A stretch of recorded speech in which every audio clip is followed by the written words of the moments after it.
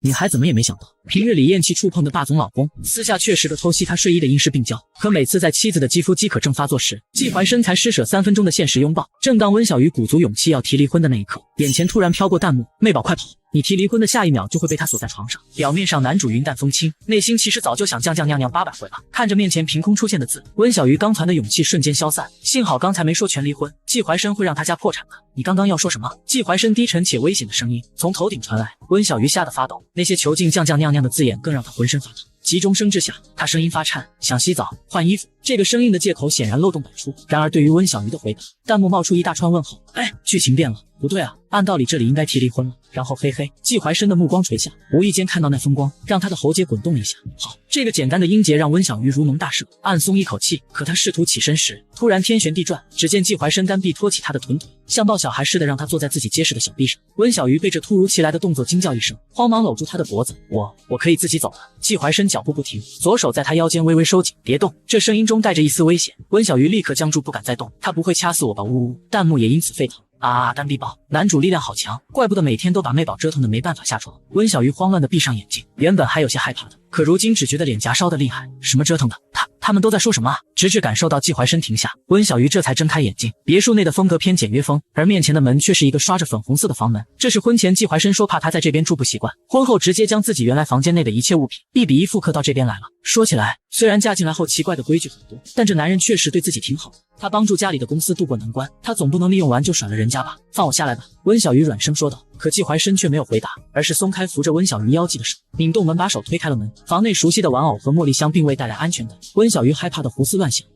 难道他真的要背？虽然他确实是期待过的，他真的只是随便想想而已，他真的没有这个打算的，但是他也不敢拒绝。就在温小鱼紧张又混乱时，季怀深却径直将他放在了浴室门口。去吧，他竟然真的只是送他来洗澡。温小鱼猛了一下，弹幕也傻眼了，这不是通往大陆的车，我要下车，我不要去幼儿园。该死的男主啊，香香软软的妹宝就在眼前，你还是男人吗？随着门锁咔嗒一声落下，温小鱼才长舒一口气。他随即想到一个可怕问题，这些弹幕能否看见他洗澡？温小鱼紧张地观察面前的弹幕，只见弹幕正哀嚎，怎么切男主视角啊？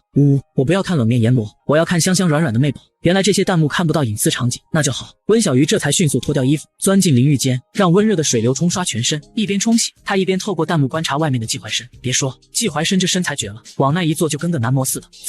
看得出来，硬件肯定顶级。看着弹幕的讨论，温小鱼脸红耳热，他们这是在讨论什么？不过确实，季怀深不仅帅气，还很自律。温小鱼甚至感觉他的一切都是很优秀的。至于那个硬件，他就不清楚了。他也不想清楚。就在温小鱼决定不看弹幕，认真洗澡时，然而弹幕内容突变，男主去妹宝床边了。他拿起妹宝的抱枕，哦呦，一个顶级过费。好啊，顶级过费，这是什么意思？温小鱼歪着头，一脸疑惑，弹幕却还在滚动，脸埋进去了。我总觉得这家伙在做些不可描述的事情啊，这是能说的吗？温小鱼脸颊瞬间烧起来，这不可能，那个冷峻克制的男人怎么会做这种事？虽然不信，但他迫切想出去验证，于是关掉花洒。温小鱼决定在季怀深放下抱枕时冲出去验证，这样不仅可以验证弹幕的真假，还不会太过尴尬。然而他刚擦干身体，立刻看到弹幕惊呼，男主一听到水声停了，刷一下就把床复原了。卧槽，这手速，单身28年的力量，过目不忘用在这里，笑死。这就是阴湿病娇男吗？温小鱼看着弹幕的发言，有些不可置信。他刚擦完身体，这也才过了不到1分钟吧。计划落空，温小鱼懊恼地穿好衣服，验证机会没了，他只得推开门。只见季怀深身着白色衬衫和黑色西裤，坐在梳妆台前那把粉色的公主椅上。他看着浑身带着蒸腾水汽的温小鱼，喉结不自觉地滚动了一下。弹幕对此讨论的热闹，哎呦，都给我们男主眼睛看直了，粉妹宝绝美，换之起立，谁把我字描开了？这时季怀深起身走近，换下来的衣服给我。他的声音比平时低哑，喉结不明显地滚动了一下，我顺便带下去扔了。温小鱼睫毛轻颤，这是惯例。季怀深一直在努力地治疗他，也找了很多的医生，其中一位曾说发病的衣服最好不要再穿，要不然会更严重，所以每次发病的衣服都会扔掉。然而温小鱼瞥向了旁边比刚才更密集的弹幕，屁，都藏他污了，刚闻完抱枕，现在轮到衣物了吧？直接囚禁，强制多香啊！信息炸裂，温小鱼耳尖脖梗瞬间烧红，所以之前那些被扔掉的衣服，其实都被季怀深私藏了。他的那些贴身衣物，甚至他还闻，发病还没有结束吗？季怀深的声音突然响起，隐隐约约地透露着担忧。除了担忧外，温小鱼竟然还能听出一些隐隐的期待。紧接着温小鱼立刻摇摇头，那个不用麻烦你了，我叫佣人扔。这是他第一次拒绝季怀深。温小鱼害怕地抬头，结果直接撞进了那眼底翻涌的暗色。见状，温小鱼迅速低下头，紧紧闭着眼睛，好可怕！呜呜，他果然是生气了吧？不行的话，那就算。他的话还没说完，头顶就传来低沉的回应：好，我让佣人上来取。闻言，温小鱼惊讶地抬头，只见季怀生已经转身大步走向门口，修长的背影透着一丝罕见的匆忙。卧室门被轻轻关上，温小鱼愣在原地，他真的走了。直到门被再次敲响，是来拿衣服的佣人。温小鱼这才将那换下来的衣服装在了黑色袋子里，并且叮嘱一定要扔掉。佣人应了声好后就离开了，这样应该就没问题了吧。温小鱼走到梳妆台前，准备开始晚睡护肤，可是弹幕上的话让温小鱼觉得自己做的事情实在多此一举，被男主楼下截胡了，还让佣人撒谎，千防万防还是没防住啊。妹宝要是现在出去，就能看到男主拿着皮箱子往自己房间走了。皮箱子是他不久前送季怀生的那个吗？他不是很嫌弃吗？这信息实在是太精确了。温小鱼觉得这是个验证的好时机，于是他猛地拉开门，正巧见到季怀生刚来到2层，朝着隔壁房间走去。怎么了？季怀生询问。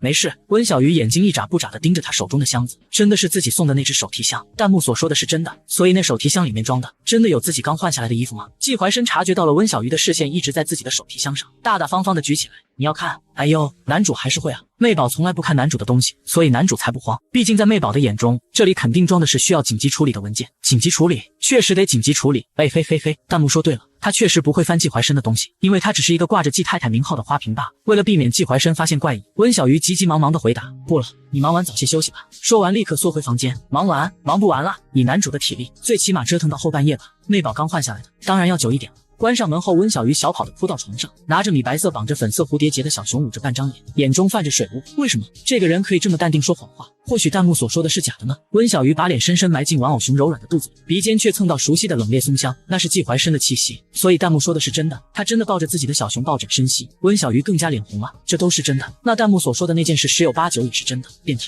他咬着唇瓣轻骂，声音却软得像是撒娇。可突然温小鱼意识到，如今自己也像季怀生之前一样，闻着他身上的气息，温小鱼就感觉怀中小熊突然变得烫手，他像是被烫到般将小熊扔出去，那小熊差一点掉到床下。看着那只米白色的小熊摇摇欲坠的在床边，温小鱼纠结了一会儿，还是将小熊拿了回来。他看了一会儿，最后自暴自弃的把脸埋得更深，使劲的蹭了蹭，哼，都给我的小熊都弄得不香了，要重新染回来。蹭了一会儿，温小鱼假装不经意地望向虚空的弹幕，他想看看季怀生是不是真的要那什么。结果弹幕区此刻一片哀嚎啊！这集怎么到这里了？我还想继续看，有什么是我尊贵的会员不能看的吗？紧接着上面的字体越来越淡，最终消失不见。房间里安静的只能听见温小鱼急促的心跳声。难道真的是我在做梦？他小声嘀咕着，不禁搂紧了怀中的小熊玩偶。然而那缕缠绕在绒毛间的冷冽气息不断提醒着温小鱼这是真的。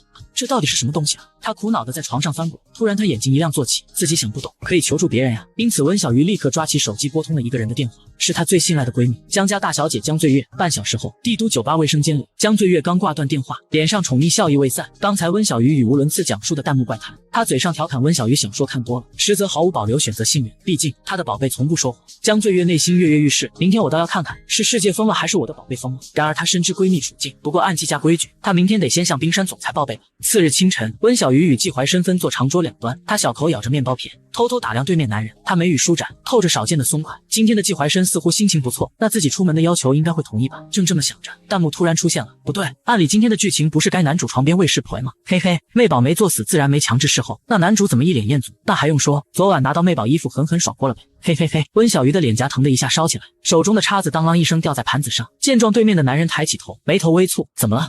没事。温小鱼慌忙低头，心脏狂跳，来不及细想昨夜，他深吸口气，抓住时机开口，那个，我今天要出门和江醉月逛街买衣服。说完，温小鱼紧张地观察季怀生的反应。闻言，季怀生放下咖啡杯，深邃的目光直视他，要几个保镖？按照惯例，每次出门季怀生都会安排保镖跟着他拎东西。不用保镖。温小鱼努力让自己的声音听起来自然，我们就是随便逛逛看。餐厅里的空气似乎凝固了一瞬，季怀生的目光在他脸上停留了几秒，那视线仿佛能穿透他的伪装，看到最真实的想法。温小鱼的手指无意识地绞紧了餐巾，心跳如雷鼓。好，季怀生出乎意料的同意了，但补充道，买了衣服拍照发我。温小鱼松了口气，点头应下，这也是季家的规矩之一。虽然他不明白为什么要这么做，但他已经习惯了顺从。哈哈哈哈！妹宝傻乎乎真信这是规矩，男主是想看你穿新衣的照片了，笑死！他每次都只拍挂着的衣服。男主敢怒不敢言，手机相册全是衣服没人影，人间惨剧，男主失惨。温小鱼瞪大眼睛，手中的叉子差点滑落。这些弹幕是真的吗？他猛地抬头看向对面的男人，恰好撞进他深邃的眼眸中。季怀生竟然一直在看他。在两人目光相接的瞬间，温小鱼似乎捕捉到他眼底一闪而过的慌乱，肯定是错觉。他想，我走了。季怀生突然起身打断了他的思绪。温小鱼下意识的点点头，目送着季怀生离开。等到季怀生挺拔的背影消失在门后时，他这才蹭一下站起来，必须尽快见到江醉月，尽快实验这个弹幕是不是真的什么都知道。咖啡店内，在确认弹幕定位在季怀生身上安全后，温小鱼这才凑近闺蜜耳边，小声的将昨晚发生的事一五一十说了出来。江醉月的表情从震惊到恍然，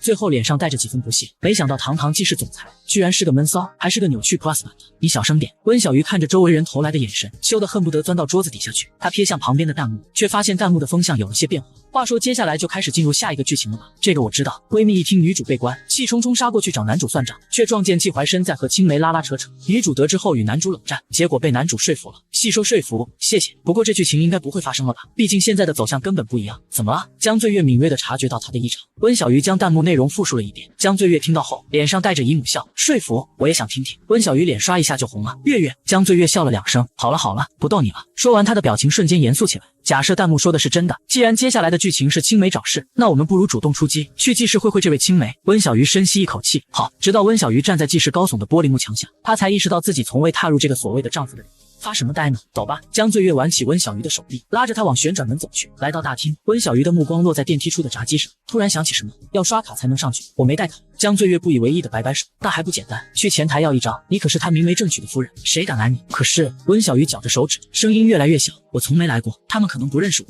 怕什么？江醉月拉着他走向前台，如果他真像弹幕说的那么在意你，全公司早该认识你了。果不其然，前台女孩一看见他们，立刻绽开笑容，季夫人，江小姐，您二位是来找季总的吗？闻言，温小鱼愣住，一时不知如何回应。前台真的一眼就认出他了。江醉月眼中闪过一丝玩味，故意问道，你怎么知道她是季夫人？当然认识了。前台女孩笑容灿烂，季总特意把夫人的照片发到公司群，要求所有人都必须记住，季总很爱夫人呢。温小鱼听到这句话，有些害羞的低下头，这还是婚后第一次听到别人说季怀深喜欢自己。这时前台女孩又补充道，不仅是江小姐，季夫人的家人也包含在内，我们都认识。温小鱼的心脏砰砰直跳，她不明白季怀深为什么要做到这种程度，这完全不像是对协议妻子应有的态度。这是季总专属电梯的卡，直接到66层总裁办公室。前台麻利的取出一张金色门卡，季总有课，但他吩咐过您随时可进，谢啦。江醉月晃着手中的卡，走吧，季夫人。很快，二人就抵了66层总裁办。坐在最外层的男秘书起身，季总在会客。话还没说完，江醉月打断道，客人是女的吧？旋即他一把推开厚重的胡桃木门，季怀深，你背着我家温小鱼在做什么？只见办公室地面散落女性外套，一个穿着清凉的陌生女子低着头靠近老板以上的季怀深，二人姿态暧昧似要亲吻，而那个陌生女子听到声音，吓得没站稳，直接要跌在季怀深身上。可季怀深脚一蹬，直接带着椅子往后退了3米，让他直接摔在地板上。做完这一切后，季怀深缓缓站起身，他的目光越过江醉月，落在门口僵立的小妻子身上，眼中闪过一丝不易察觉的惊喜。你怎么来了？没等温小鱼说话，江醉月率先出声，不来还见不到季大总裁暖玉在怀呢，我们是不是打扰了你的雅兴？要不然我们现在就走。季怀深没有理会江醉月的阴阳怪气，而是定定地看着温小鱼。妹宝别误会，弹幕蜂拥，这个家伙假借合作，结果一进来就对男主脱衣告白，男主刚想抽他巴掌，你们就到了。看着弹幕的解释，温小鱼刚想开口，那个摔倒的女人站了起来，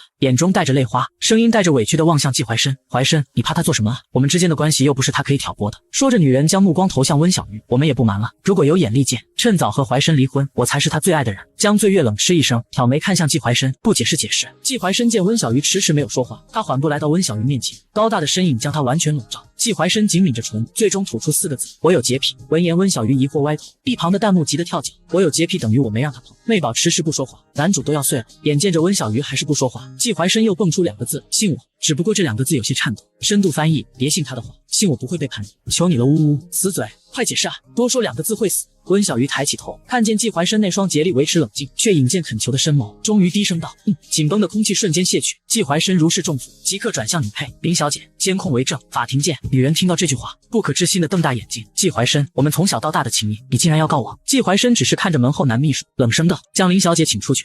干净利落，太帅了。弹幕赞道，随即疑惑，妹宝这就信了吗？他明明还没动心啊，难道说他终于看中男主那超过100的胸围了？毕竟是男妈妈。妹宝一抬头就是作，看着弹幕的话，温小鱼的视线不由自主落到近在咫尺，西装下奔张饱满的胸肌轮廓线，好像确实挺有弧度的啊，而且他们这个身高，好像确实可以。意识到自己在想什么后，温小鱼当即红了脸。就在这时，微凉的指尖触碰到他的手，是季怀深牵住了他。温小鱼微怔了一下，小声道，为什么牵手？季怀深低垂着头，眼中带着疑惑的反问，没发病吗？温小鱼一愣，明白他是误会了，立刻摇摇头，昨天刚结束，没这么快的。然而季怀深并未松手，反而用拇指轻轻摩挲着他细嫩的手背，仿佛在把玩一块暖玉。男主明明是在覆盖讨厌的女配触的立感，顺杆爬试探牵手，江醉月轻咳一声打断，好了，我还在这里呢，想腻歪等我走了再说。温小鱼如梦初醒，猛地抽回手，脸红如霞。季怀深则盯着空落的手心，眼底戾气翻涌，解释吧，季大总裁。江醉月暴毙看向季怀深，季夫人难得探班，就撞上这场面。季夫人3字让季怀深戾气稍减，他看向温小鱼，言简意赅，小时见过几次，出国后未再联系。说完，季怀深顿了顿，补上一句，我让他坐牢，深度翻译，在小时候见过几次，甚至连朋友都不是。后来他出国更没见过。他所说的那些话都是恶意造谣，为了证明我的清白，不让你误会我们的关系，我会让他坐牢的。你信我？呜呜，我只爱你要呜呜。有着弹幕的翻译，温小鱼也终于明白季怀生蹦出那短短的几句话什么意思了。他诺诺反驳道：“坐牢也太严重了吧？”季怀生应声：“妹宝别心软啊，原剧情女配可是害你哭的眼睛短暂失明，男主怎么也同意了？这个死恋爱呢？”看到弹幕警示，温小鱼心间一颤，原来这女人是未来祸患，但刚才的求情已出口，他只能小声补救，就稍微给点教训就好。季怀生再次应道，目光却焦灼在他翕动的唇瓣上，眸色深不见底。温小鱼被盯得心跳失序，他是要吻我吗？就在季怀生的气息越靠越近，几乎将他笼罩时，江醉月直接一个箭步插进两人之间，硬生生将季怀生拉开半米远。他张开双臂像护崽般挡在温小鱼面前。行了，季总，刚经历这种糟心事还想亲热，想得美。随即他拽起温小鱼就走，季总先处理好烂摊子吧。温小鱼被江醉月拉扯着往外走，他有些不放心的回头去看，只见季怀生僵立原地，眼中翻涌着浓烈的不舍，像被抛弃的大型犬。可一看到虎狼之词的弹幕堆，瞬间浇熄了温小鱼的歉意。如果他留下，还不知道会经历什么呢？奶茶店内，江醉月推过冰柠檬水，小鱼，刚才季怀生那眼神，恨不得生吞了你啊！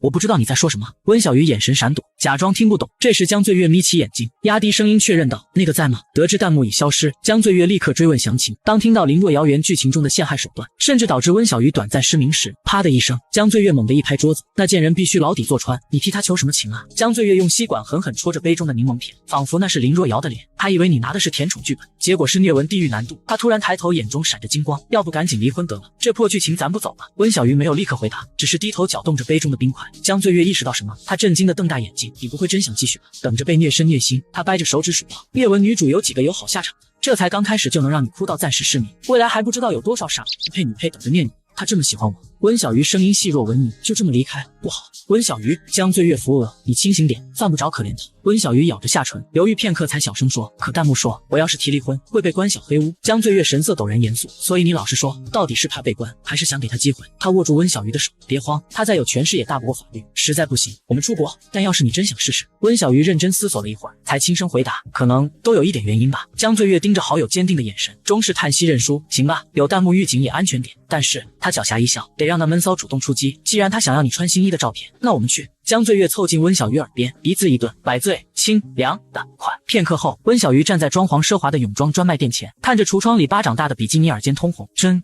要试吗？”“当然啦，多清凉啊！”江醉月不容分说，塞给他3套挑好的。试衣间里，温小鱼抱着轻薄布料，心跳如鼓。都走到这一步了，冲吧！他小声给自己打气，随后咬牙闭眼换上3套试完。江醉月火速拍下照片发送给季怀生，快问他哪套好看。江醉月不断催促着，温小鱼指尖发颤，摁下语音键轻问：“你觉得哪套好看？”与此同时，总裁办公室内，季怀生指尖正烦躁敲击桌面。季总，秘书恭敬地递上一份文件，林董事长亲自致电道歉，表示会将林小姐送出国，保证永不回国。闻言，敲击桌面的手指骤然一顿。季怀生淡淡应了一声，抬起手挥了挥，把秘书打发走。随后他闭眼仰靠在真皮座椅里，脑海中浮现出温小鱼站在办公室门口时那副震惊的表情，太轻了。他低喃，声音里压抑着暴力。林若瑶差点毁了他小心翼翼维护的婚姻。出国，永不回国，这样的惩罚怎么够？季怀生睁开眼，眸中翻涌着暗色。要不然派人将他的舌头拔掉，这么能撒谎，掉舌头很正常吧？季怀生正想着，手机突然震动起来，是他专属的提示音，几乎是本能反应。季怀生一把抓起手机，看着未读后面显示的3和聊天显示的图片2字，他唇角微扬，应该又是拍的那种挂在衣架上的衣服。算了，看看他又添置了什么衣服，到时候买同类款的，撞情侣装也不错。这么想着，季怀生点开了聊天窗口，然而屏幕上的画面让他瞳孔骤缩。点开聊天框的瞬间，3张照片依次弹出。第一张，温朵穿着淡蓝色连体泳衣，泳衣腰部的镂空设计露出她一小截雪白的肌肤，在灯光下泛着珍珠般的光泽。她双手背在身后，微微侧身，曲线毕露却不显暴露，像一朵含苞待放的蓝玫瑰。季怀生的喉结滚动了一下。第二张，她换上了青绿色分体式泳衣，短裙下修长的双腿线条优美的令人发指。她微微侧头浅笑，脸颊上那对梨窝若隐若现，腰肢纤细的仿佛她一只手就能握住。季怀生呼吸变得粗重，握着手机的指节发白。第三张是粉金色的比基尼，那颜色衬得她肌肤如蜜，后背交叉的绑带设计让大片雪背若隐若现。她无意识地撩起一缕发丝别到耳后，这个动作让胸前的蝴蝶结轻轻晃动，像是无声的邀请。操！季怀生低咒一声，感觉全身血液都往一处涌去。就在这时，一条语音消息弹出，他点开的瞬间，小妻子软糯的带着些许颤抖的声音在安静的办公室里格外清晰。那个，你觉得哪套好看？这句话甜软如蜜糖，却又如同一把火，轰地点燃了他全身的血液。季怀生猛地站起身，西装裤已经绷得发疼。他几乎是冲进了办公室后的专属休息室， 3步并作2步闯进卫生间。他先是用走到洗漱台，打开水龙头，用水扑向自己的脸，用来降温。冷水拍在脸上，却根本浇不灭体内翻腾的火焰，甚至脑中的照片逐渐根深蒂固，如同火上浇油一般更热了。季怀深盯着镜子里的自己，眼睛发红，额角青筋暴起，完全是一副欲求不满的野兽模样。该死！他咬牙，扯开领带，迈步朝着隔壁淋浴间走去。走到一半，他想将手机放在洗手台上，可刚要放下时，他犹豫一番，最终还是拿着手机进入淋浴间。此时，温朵和江醉月坐在店内的椅子上，在发送完照片的那一瞬间，只见屏幕上弹幕如潮水般涌来。我草，妹宝发的竟然是泳装照，还是上身效果。看男主这表情，脑子那名为理智的弦直接断了吧。盲猜男主现在裤子都成帐篷了，我赌5根辣条，这不冲就不叫男主了。哦，果然他起来了，去卫生间了。男主，老婆总算发上身照片了，甚至是泳装。先冲为敬，看到最后一句，温朵的脸当即烧了起来，连耳根都烫得厉害。虽然不知道冲什么意思，但是去卫生间，他真的不会是做那种事情吧？温朵越想，脸色越红。弹幕说什么了？江醉月看着温朵通红的脸，好奇地凑过来，眼中闪烁着八卦的光芒。温朵瞥了眼弹幕上那些通黄字体，声音细若蚊呐。就普通反应呀，他实在无法复述那些不堪入目的内容，光是回想就让他脚趾蜷缩。江醉月是谁啊？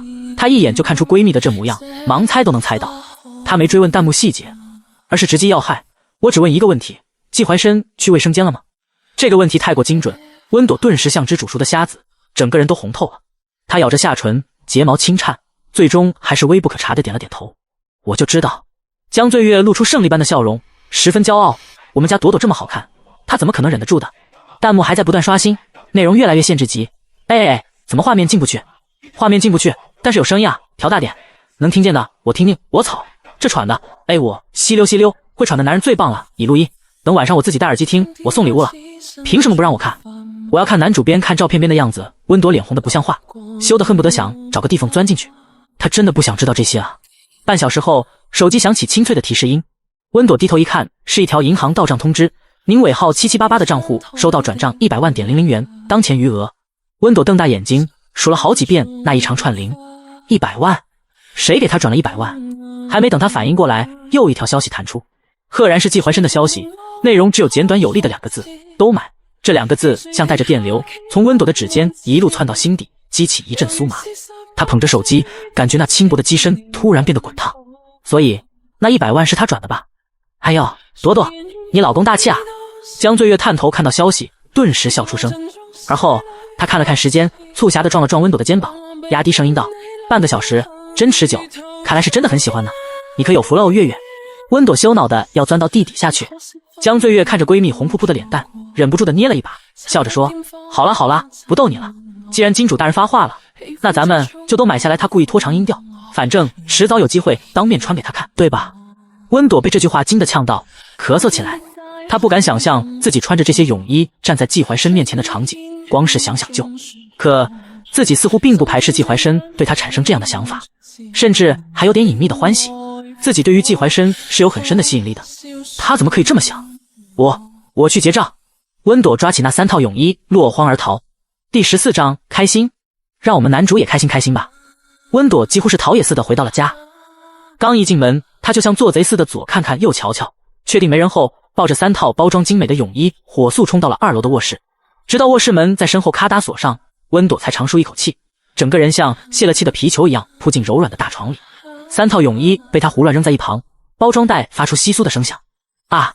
他把脸埋进蓬松的鹅绒枕中，发出一声闷闷的尖叫，双腿在空中胡乱踢了几下。小熊玩偶被他一把捞过来，紧紧抱住，仿佛这样就能缓解内心的羞耻感。他眼中泛着些许水雾，尴尬的都要哭了。今天发生的一切太过荒唐，他居然真的给季怀深发了那种照片，而且他还……弹幕上那些露骨的言论又浮现在脑海中，让他整个人像煮熟的虾子一样蜷缩起来。本来就害怕见到季怀深，如今他更害怕了。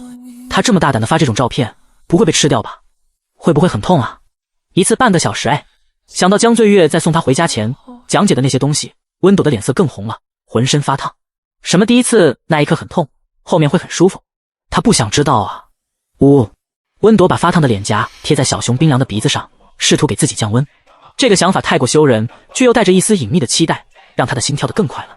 好热啊，去洗澡吧。温朵将发烫的脸从小熊身上拔出来，嘀咕了一声，起身去往浴室。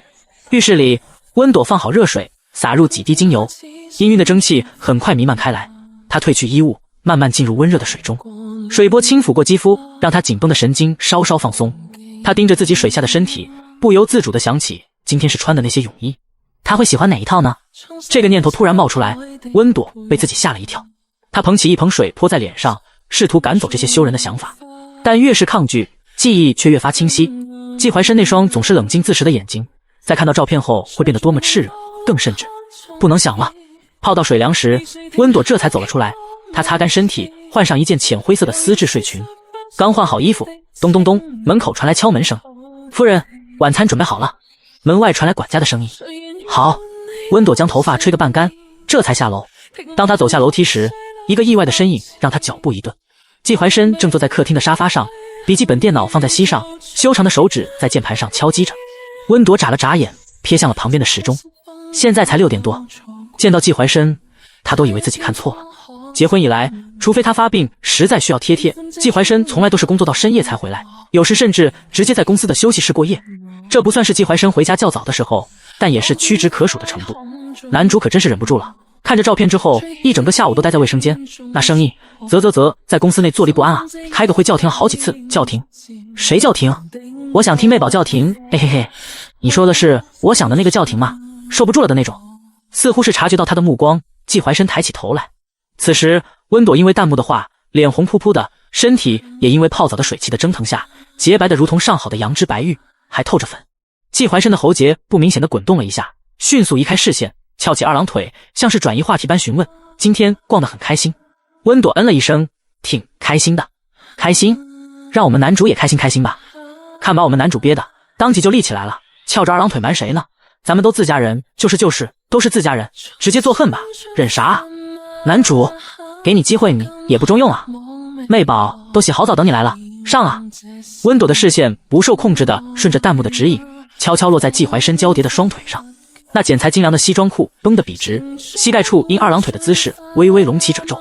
至于大腿交叠处，温朵意识到自己在往哪看时，感觉全身血液都涌上了脸颊。她慌乱地移开视线。那个，我去吃饭了。声音比平时高了8度，说完就急匆匆地往餐厅跑，差点被自己的拖鞋绊倒。身后传来季怀深低沉的回应：“我忙完再吃。”忙完吃？明明是消下去再吃，我猜。等妹宝吃完饭，他还在做着没消下去，哈哈哈哈！我忙猜半小时，我猜10分钟。男主早习惯了，火消下去的挺快的，就是释放慢点。大袜子，这是能说的吗？温朵的脚步更快了，几乎是小跑着冲进餐厅。对啊，这是能说的吗？这个他真不想知道啊。果然，10分钟后，沉稳的脚步声由远及近。当他拉开椅子坐下时，温朵偷偷抬眼看了下。此时季怀深的西装外套已经脱下，只穿着挺刮的白衬衫，领口好似因为太热，解开2颗扣子，露出若隐若现的锁骨。因为观察得太认真，季怀深坐下，一抬头就与温朵的视线对上。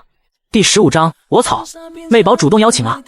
温朵，他当即将视线收了回来，猛吃2口饭，腮帮子鼓鼓的，假装刚刚没看，而是很努力的吃饭中。哈哈哈哈！妹宝偷偷看男主被抓了个正着，妹宝好可爱啊，像仓鼠一样。这回轮到男主盯着妹宝一直看了，哈哈。温朵确实感觉到了前方有一道有些灼热的视线正盯着自己，她选择性忽略，并且又扒拉了2口饭。不要盯着我了！温朵在心中欲哭无泪。不过1分钟，面前传来餐具碰撞的清脆声响，看来她应该低头吃饭了，这让温朵暗暗松了口气。2个人互相沉默地吃着饭，感觉空气都凝固了。温朵只感觉好尴尬，尴尬的脚趾抠地。她知道的东西太多了，知道他对着自己的照片做了什么，知道他花了多久平复。他面对季怀深时，脑中关于他的那些没有展示出来的一面就在脑中循环播放。这顿饭吃的他如坐针毡。不行，忍不住了，还是开溜吧。我吃好了。温朵随意用餐巾纸擦了2下嘴，放下筷子就想开溜。等等，季怀深突然叫住他。温朵僵在原地，看向季怀深，努力维持着平静。怎么了？季怀深看着温朵一副心虚闪躲的模样，虽然有些不明白，但他还是将刚刚从客厅拿过来的文件推到他面前。这是一处私人海岛的所有权文件。他的声音平静的像在讨论天气。送你了。温朵瞪大眼睛，文件上翡翠湾3个烫金大字在灯光下闪闪发亮。这个海岛他听江醉月说过，那个地方十分漂亮。他早就想买了，可是早被人买下，十分可惜。可如今这竟然是季怀深买的，为什么要送给他这个啊？他也不需要啊！笑死！季怀深见到泳衣，立刻就想到了媚宝或许穿着泳衣去海边，这不被其他人看见了吗？于是直接承包海岛给媚宝，厉害厉害！就为了不让媚宝被别人看，就送这个666，这才叫宠妻的霸总好吧？甜宠啊！我吃。温朵的睫毛轻轻颤动，视线落在文件上，原来他是这个意思吗？弹幕还在疯狂滚动，送了能如何？还不是亲眼看不到。也是，只要媚宝没主动开口，男主就不会去看的。他真是太小心翼翼了，就怕惹媚宝不开心，这有啥不开心的？岛都是他买的，假装路过呗，你家路过去海岛，谁都不是傻子好吧？要是被媚宝误会，送海岛就是为了让他穿泳衣让他看，说不定会很讨厌呢。对呗，毕竟现在的男主虽然默默付出了很多，但媚宝对待他还是像陌生人一样，心疼男主1秒钟，活该，谁让他不张嘴的？温朵看着弹幕上的一切，心中五味杂陈。他没想到季怀深在打这个主意，更没想到只是稍微对季怀深好一些，他就反手送了他这么多东西。虽然是出于私心的，可对他的爱意都是真的，而且甚至怕被自己讨厌，连提出亲眼看一看的勇气都没有。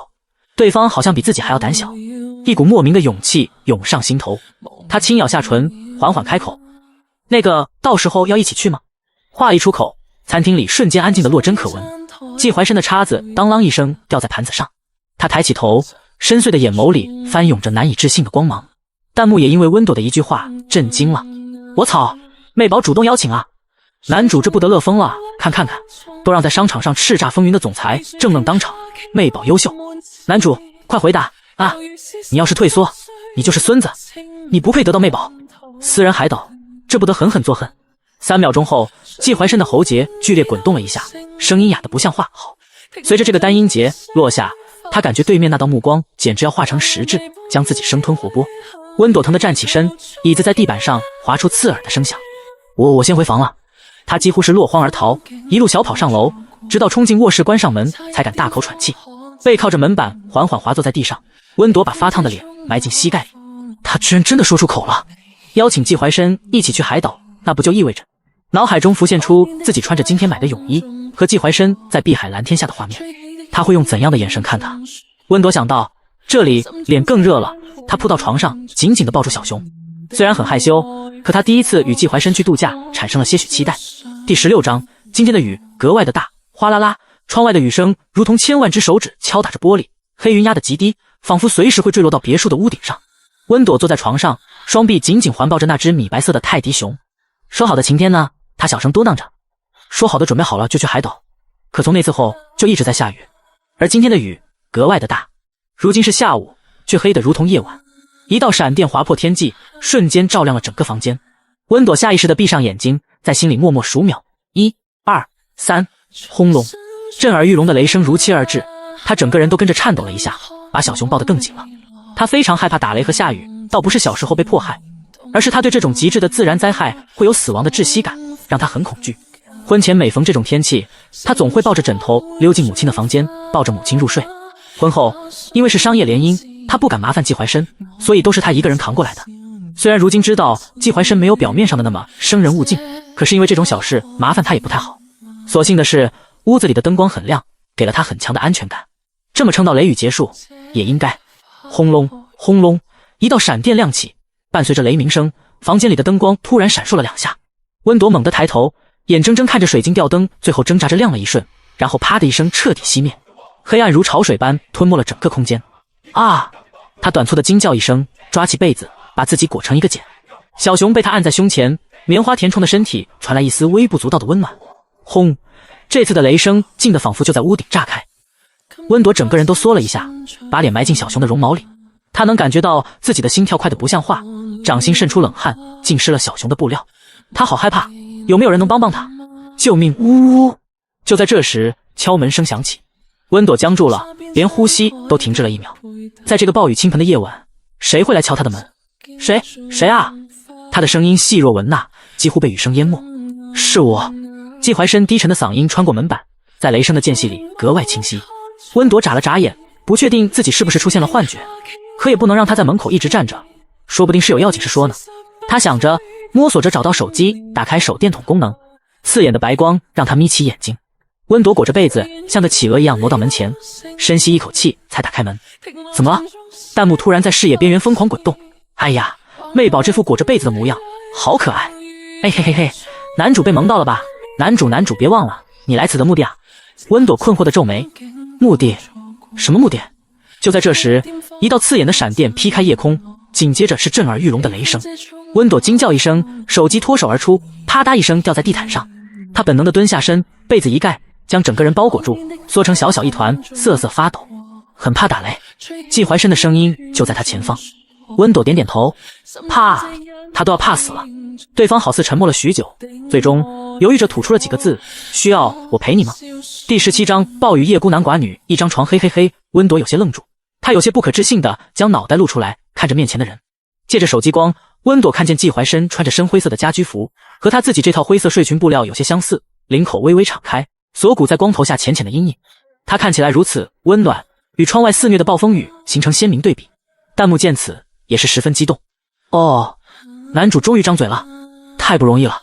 喜大普奔，喜大普奔！这个闷骚终于愿意说话了。医生，医生，总裁终于说话了，我们成功了。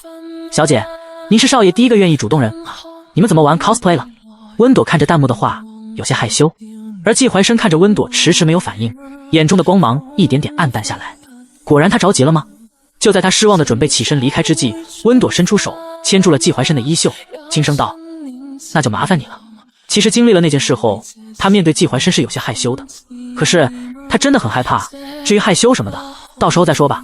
季怀深的目光在黑暗中灼热的惊人，温朵甚至觉得那视线能穿透蚕丝被，将他每一寸肌肤都烫出红痕。那我抱你上床。他的声音比平时低哑3分，尾音微微上扬，听起来他心情很好。就因为自己答应这件事，他就变得开心了吗？温朵点点头，嗯了一声。下一秒，他连人带被子被腾空抱起。季怀深的手臂肌肉绷紧，隔着被都能感受到那充满力量感的线条。温朵下意识揪住他胸前的布料，整个身子都贴到季怀深身上。季怀深身上淡淡的冷香混着体温扑面而来。啊，标准公主抱！男主臂力惊人啊！那肯定，男主锻炼的其中之一理由就是因为这个。婚前男主就知道妹宝害怕打雷，但之前妹宝对男主的态度很疏离，就不敢过分靠近。如今妹宝终于愿意靠近些男主，男主直接顺杆爬，主动询问要抱女主，赶紧的，直接问可以不可以？哎嘿嘿，雷雨天适合吃肉肉，你这个吃肉正经吗？大黄丫头的弹幕，你觉得正经吗？温朵被弹幕提醒的耳根发烫，她蜷在季怀深怀里，听着他胸膛里稳健的心跳声，忽然发现震耳欲聋的雷声似乎没那么可怕了。床垫下陷的瞬间，温朵察觉到季怀深要抽身的动作，慌忙抓住他衣袖。你要去哪？季怀深看到温朵眼中害怕，安抚道：搬个椅子坐在床边陪你。温朵思索了一下，虽然他决定要接受季怀深了，可是让他陪着自己躺在床上进展太快了，他有些接受不来。于是他同意了季怀深的打算，准备要放开他。可这时一道闪电划过天际，照亮了整个房间，紧随着巨大的雷声响彻天地，仿佛天破了个洞。轰隆隆，温朵在这一声炸雷中直接弹起来，整个人扑到了季怀深身上，双手搂住季怀深的脖子，而双腿则是盘上男人精瘦的腰身，整个人瑟瑟发抖。蚕丝被滑落在地，他单薄的睡裙几乎卷到大腿根，膝盖内侧瞬间感受到他腰间灼人的温度。这姿势我直接嘶哈嘶哈！姐妹们快看男主手臂抱起的青筋，再忍吧，绝对再忍。妹宝很伤到吗？腿环腰，男主的腰是不是梆硬？你确定说的是腰而不是？哎嘿嘿嘿，妹宝往下坐一点就能感受到了，我觉得不用坐下也能感受到。嘎嘎嘎！温朵看着眼前疯狂滚动的弹幕，脸颊烫得几乎能煎鸡蛋。她下意识的想要调整姿势，却听到头顶传来一声压抑的闷哼。那声音低沉沙哑，像是从喉咙深处挤出来的。温朵还没反应过来，意识到那是什么东西的时候，脑袋瞬间短路，强烈的羞耻感让她身体发软。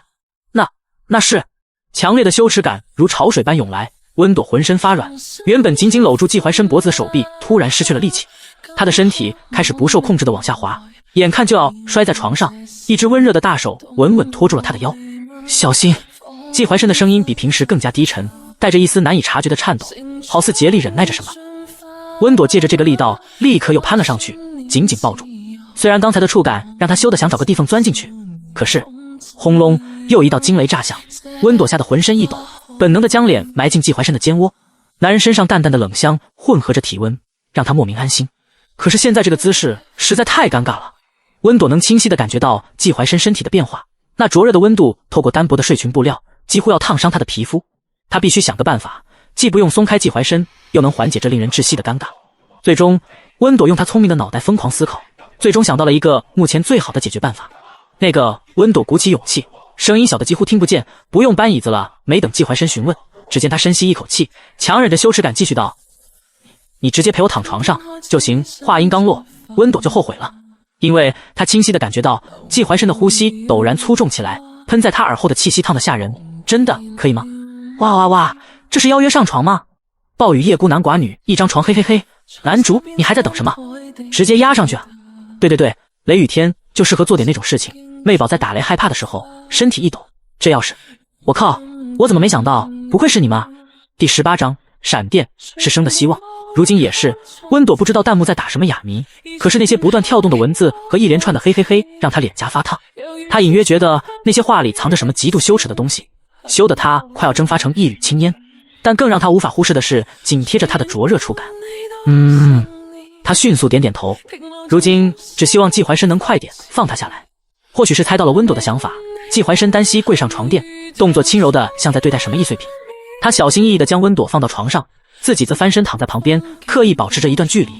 当后背终于贴上柔软的床垫时，两人不约而同地长舒一口气。温朵是庆幸终于不用直面那个危险的部位，而季怀深则是在庆幸自己的忍耐力还算过关。窗外雷声渐歇，只剩下雨滴敲打玻璃的声响。温朵偷偷瞥了眼季怀深，发现他正经躺着，双手规矩地放在两侧上，目光直视前方，仿佛是那种板正的军人睡姿。笑死，男主这睡姿，妹宝就在旁边还能忍得住？这距离都能再睡一个人了。你们是夫妻不是室友啊喂，妹宝快上啊！趁雷雨天扑倒他。温朵被弹幕逗得耳根发热，可因为雷雨天气有些害怕，忍不住靠近了些。他侧过身，试探性地用手指碰了碰季怀深的手臂，男人的肌肉瞬间绷紧，像被电流击中一般。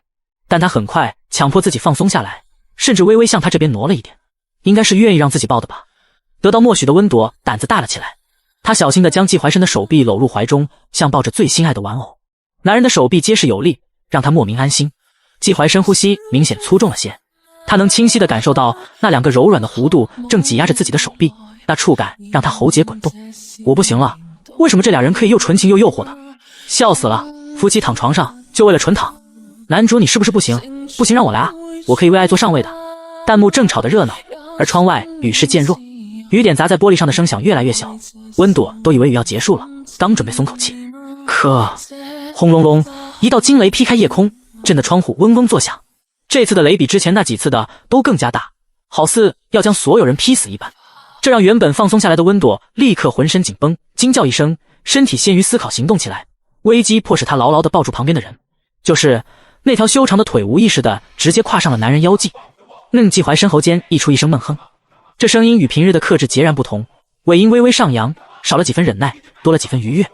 温朵突然僵住了，大腿内侧传来灼热的触感，那硬度与温度让他瞬间明白自己碰到了什么。他慌忙想抽身，却被一只滚烫的大手按住了那条腿。别动！季怀深呼吸粗重，每个字都像从牙缝里挤出来的，再动就……未尽的话语比直白的威胁更令人心颤。温朵能清晰感受到他胸腔剧烈的起伏，混合着淡淡的冷香将他团团包围。他垂着眼不敢抬头，却能感受到男人那只盖在自己腿上的大手像火炉一样不断的升温，好似要将他烫熟。弹幕见到这一幕直接炸了啊！这什么虎狼姿势？男主人的手被青筋都抱起来了。妹宝脸红的能滴血了，救命上啊！这不上等啥啊？ VIP 能超前点播吗？送礼物也行，让我看吧，求你了。孩子就像吃口肉，弹幕疯狂刷屏，温朵却无暇顾及。他整个人像被架在火上烤，季怀深灼热的大手盖在自己的大腿上，偶尔手指的轻微移动都让他激起一片细小的战栗。二人十分沉默，温朵只感觉度秒如年。他什么时候能消下去火气啊？听弹幕讲过，季怀深每次都10分钟才消下去，可好像那是在自己不在的情况下。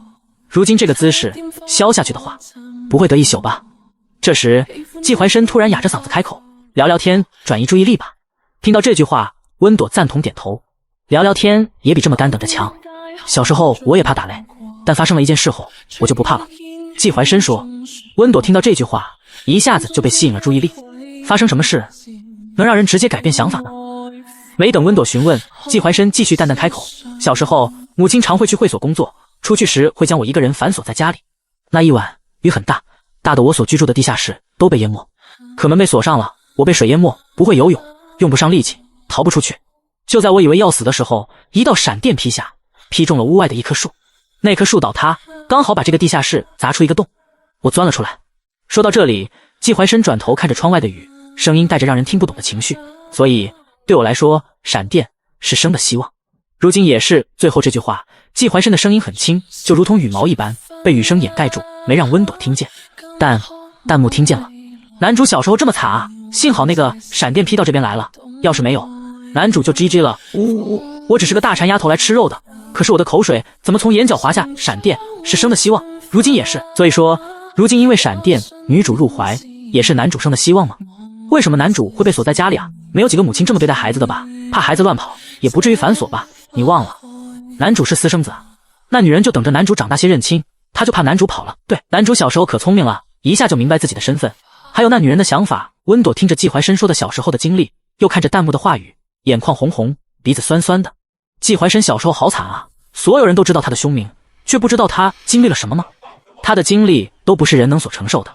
温朵抬起头，看着季怀深，鼓起勇气，伸出手摸了摸他的头顶，声音轻柔的安抚：都过去了，一切都过去了，未来会越来越好的。季怀深想过温朵会说他可怜，可是他却说这一切灾难、痛苦、绝望都过去了，未来会越来越好吗？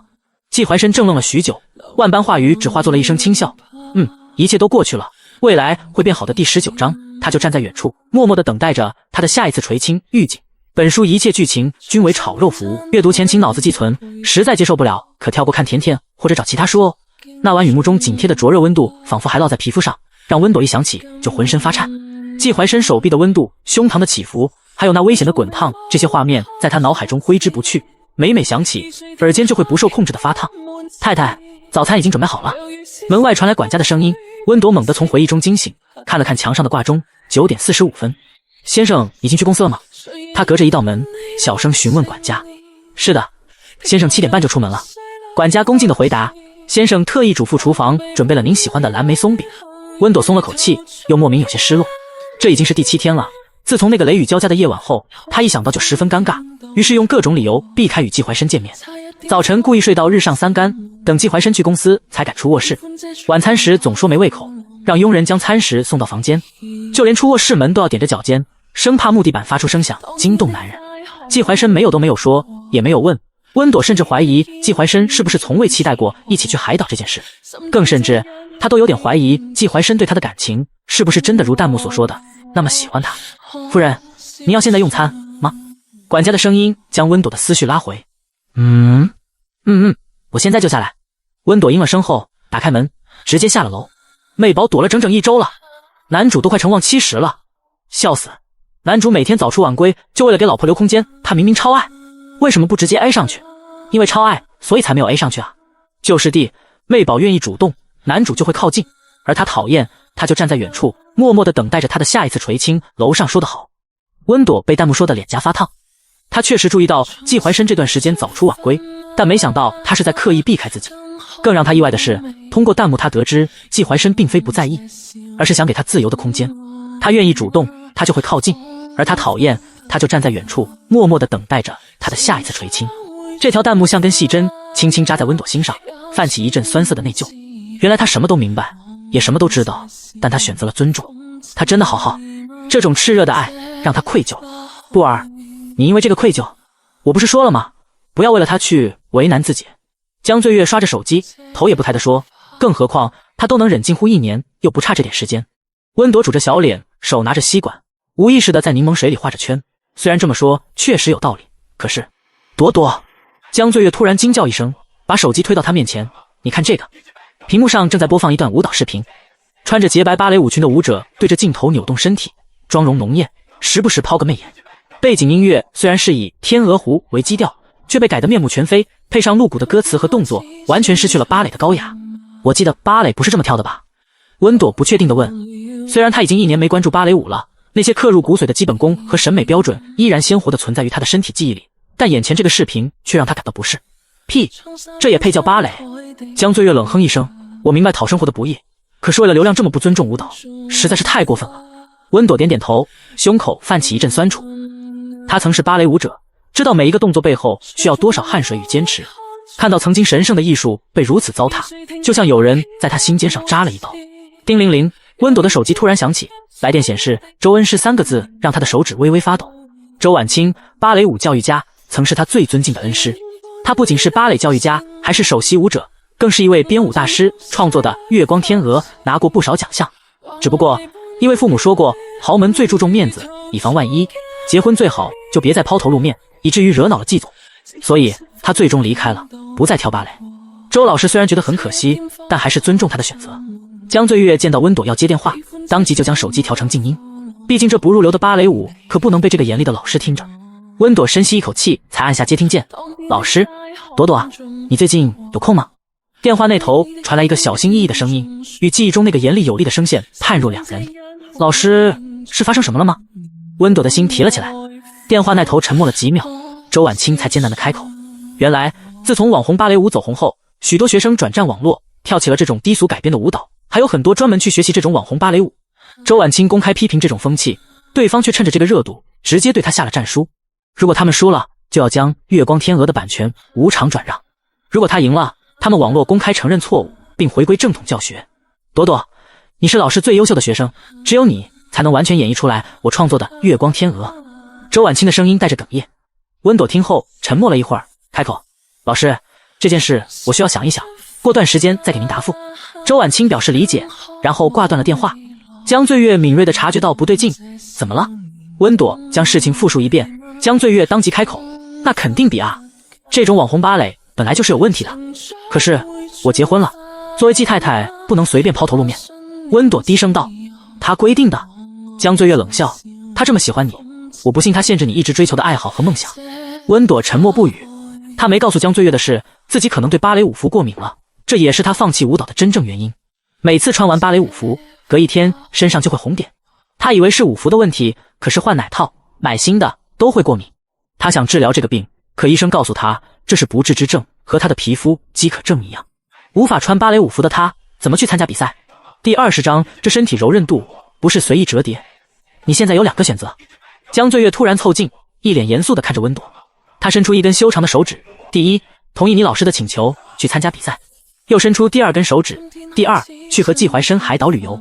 他故意拖长音调，毕竟你可是答应了季怀深要和他海岛旅游的，你不去参加比赛，那在家无事，只能陪他去旅游了。温朵的脸瞬间涨红。无人的海岛，只有他和季怀深。那个愉悦的记忆再次袭来，男人灼热的体温，有力的臂膀，还有他克制而深情的眼神。那我还是选择帮助老师吧。他结结巴巴地说。他虽然内疚冷落季怀深，可是他还是没有接受可以和他去无人的海岛旅游啊。况且他本来就是打算要帮助老师的，纠结只是因为过敏的问题。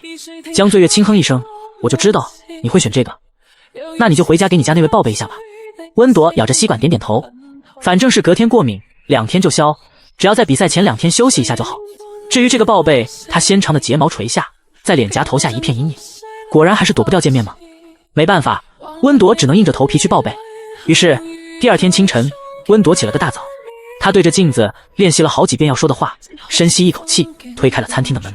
季怀深正在看文件，听到动静抬起头，眼中闪过一丝诧异。早安。温朵小声说，手指无意识地搅着裙摆。喜大普奔，妹宝终于过来陪男主吃饭了。我赌5毛钱，男主现在心跳120，手对云开见月明了。家人们，坐下吃饭吧。季怀深道。好。温朵坐了下来，管家将餐食端上桌，季怀深收起文件，2人默默吃饭。吃饭时，温朵心不在焉地戳着盘子里的面包。老师那边还等着回复，可他就是开不了这个口。季怀深今天的气场格外冷峻，眉头微蹙，像是在为什么事情烦心。是公司出问题了吗？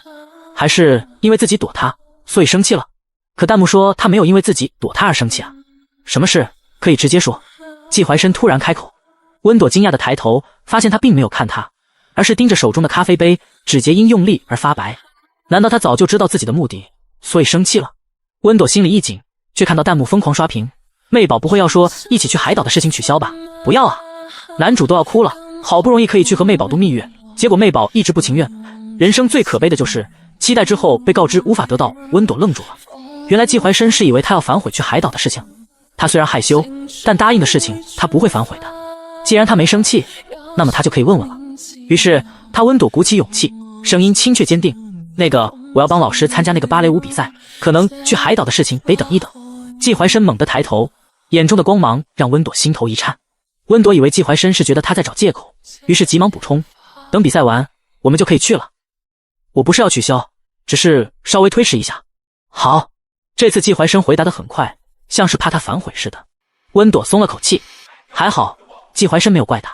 哎，剧情崩成这样了，主线竟然没有崩，我也很意外啊。按道理这个剧情是媚宝被囚禁后，正好得到老师的请求，媚宝就以死相逼去帮助老师，同时短暂获得自由。确实，这其中媚宝可经历了不少事情，也算是虐文开端了。我没看过，这不是甜宠文吗？怎么虐了？哎，往后看吧，剧情一样，发生的事件不一定一样。温朵看到弹幕的话，心脏突然漏跳一拍。虐文开端，比哭到暂时失明更严重吗？温朵想不明白，不过这让他在心里留了点准备。温朵穿着练功装和舞鞋，赤脚踩在冰凉的木地板上，看着周围的一切。季怀深是知道自己跳芭蕾的事情，即使婚后说不能随意露面，但也给他安排了一个练舞室。温朵挺愧疚的，季怀深做了这么多，他却把这一切当成理所当然，没有感激。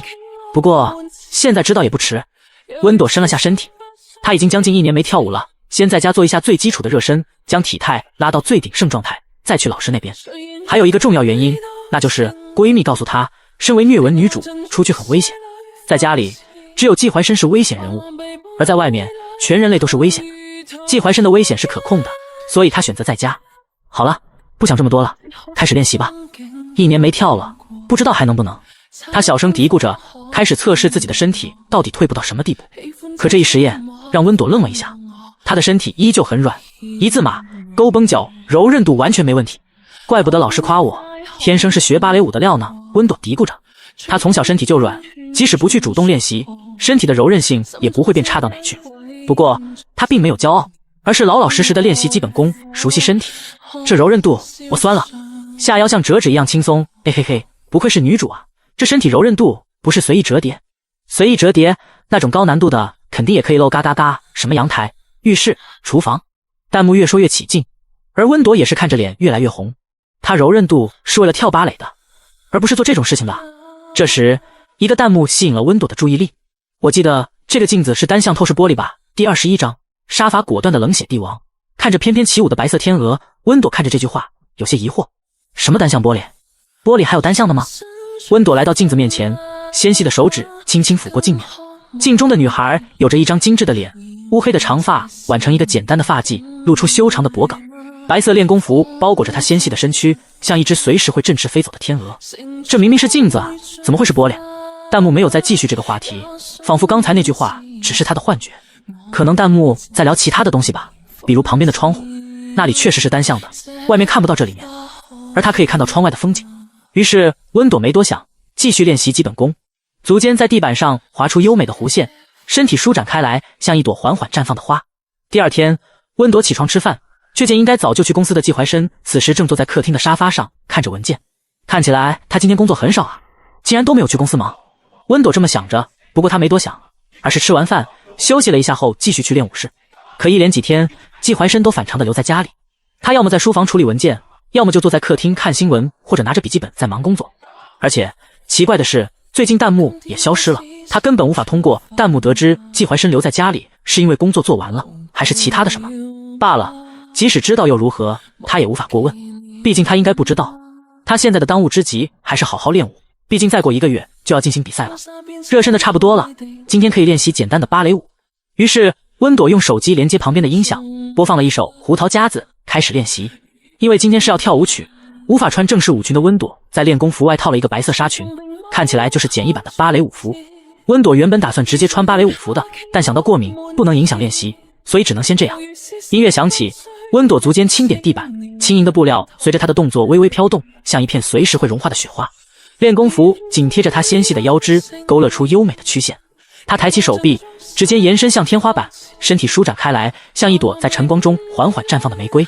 镜中的女孩与她同步起舞，乌黑的长发随着旋转飞扬，白色纱裙划出优美的弧线，每一个旋转，每一个跳跃都带着久违的畅快。不知何时，弹幕出现了：媚宝跳舞真的好漂亮啊，像小八音盒里那个会跳舞的小人似的。是啊，我一个从不看芭蕾舞的，看媚宝跳都被吸引了，看看着弹幕的话，温朵嘴角不自觉地上扬。他喜欢这种被注视的感觉，就像站在真正的舞台上。于是他更加卖力地舞动身体，每一个动作都力求完美。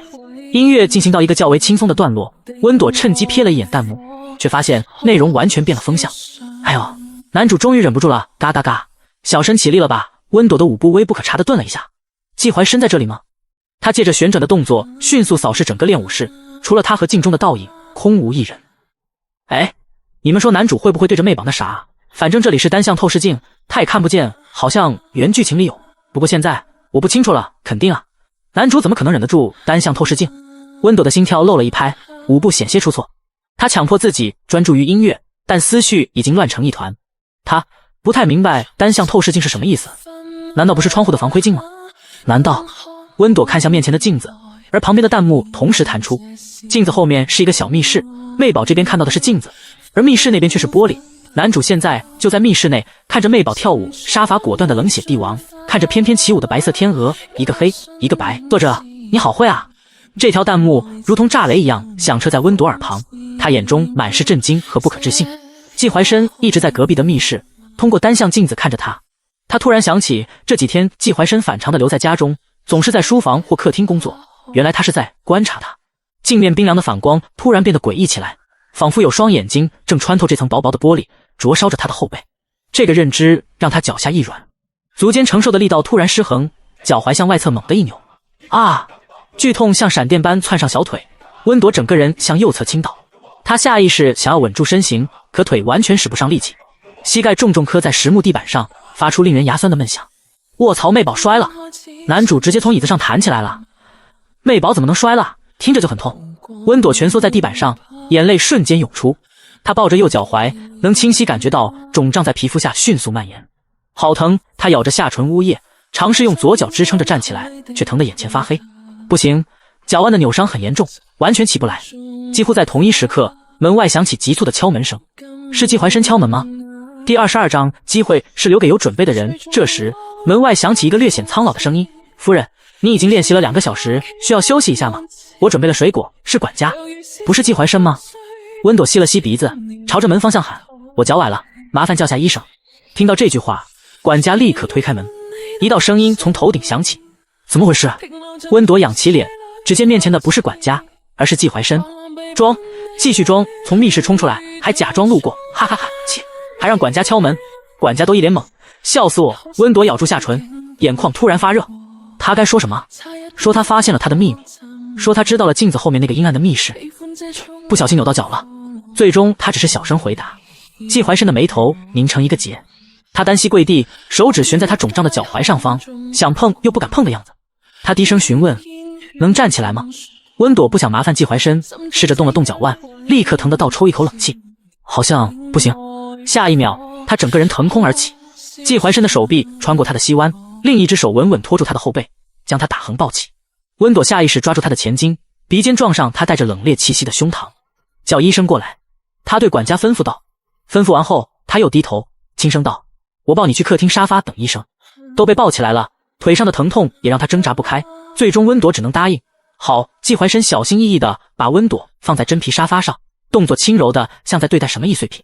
他的右脚踝已经肿成小馒头，皮肤下泛着骇人的青紫，在白皙肌肤的衬托下显得格外刺眼。医生来得很快，提着药箱小跑进来。他检查时，温朵疼得直抽泣，脚趾都蜷缩起来。可是，一动的话就更痛了。季怀深站在一旁，看着医生摸温朵脚的手，眼神幽深的可怕。没一会儿，医生站起来说：“不算严重，但需要静养。”医生推了推眼镜，每天用药油按摩2次，最快1周能好。他刚拿出棕色玻璃瓶，季怀深突然上前一步：“我来吧！”笑死！男主在得知温朵跳芭蕾就知道有这一天，结婚前就专门学过专业的按摩，如今就用上了。果然，机会是留给有准备的人啊！心机霸总实锤了。不过还有一部分原因是医生刚刚碰过妹宝的脚，男主吃醋了，他也要碰。没等温朵开口是否同意，医生就已经识趣的倒退。客厅转眼只剩他们2人，季怀深坐在沙发上，旋开药瓶，浓郁的药草味立刻弥漫开来。他将药油倒在掌心搓热，而后开口：“把脚放我腿上。”那个不用吧，让医生来揉就行。温朵耳尖发烫，下意识想缩脚离开，却被季怀深一把握住脚腕。别动！他的声音低沉，以一种不容置疑却又十分轻柔的将他的脚放在他大腿上。温热的手掌附上他肿胀的脚踝，温朵这才发现季怀深的手比他想象中粗糙，指腹有常年握笔和锻炼留下的茧，因为此刻药油的关系变得更加的热。忍一忍，季怀深突然说。没等温朵反应过来是什么，下一秒他拇指精准按上某个穴位。啊！尖锐的疼痛让温朵弓起背脊，眼泪夺眶而出。疼！季怀深，疼！他带着哭腔去推季怀深的手，甚至无意识地叫全了季怀深的名字。季怀深的动作顿了一下，眼底闪过一丝温朵看不懂的情绪。忍忍，他的声音比平时柔和了些，但手上的力道丝毫未减。忍不了，呜呜疼！我不要了！温朵的眼泪在眼眶里打转，他不知道自己在说什么，疼痛让思绪变得混乱。忍不了也得忍。季怀深的声音变得沙哑，不过看着温朵梨花带雨的模样，手上的力道最终还是轻了几分。他的拇指沿着他脚踝的轮廓缓慢打圈，每一次按压都带来一阵尖锐的疼痛，却又奇异地缓解了深处的酸胀。可是还是疼啊！哎呀哎呀，这不可言说的话语，要不是我看的是画面，我都不敢想着都发生了什么。妹宝的哭声好好听啊！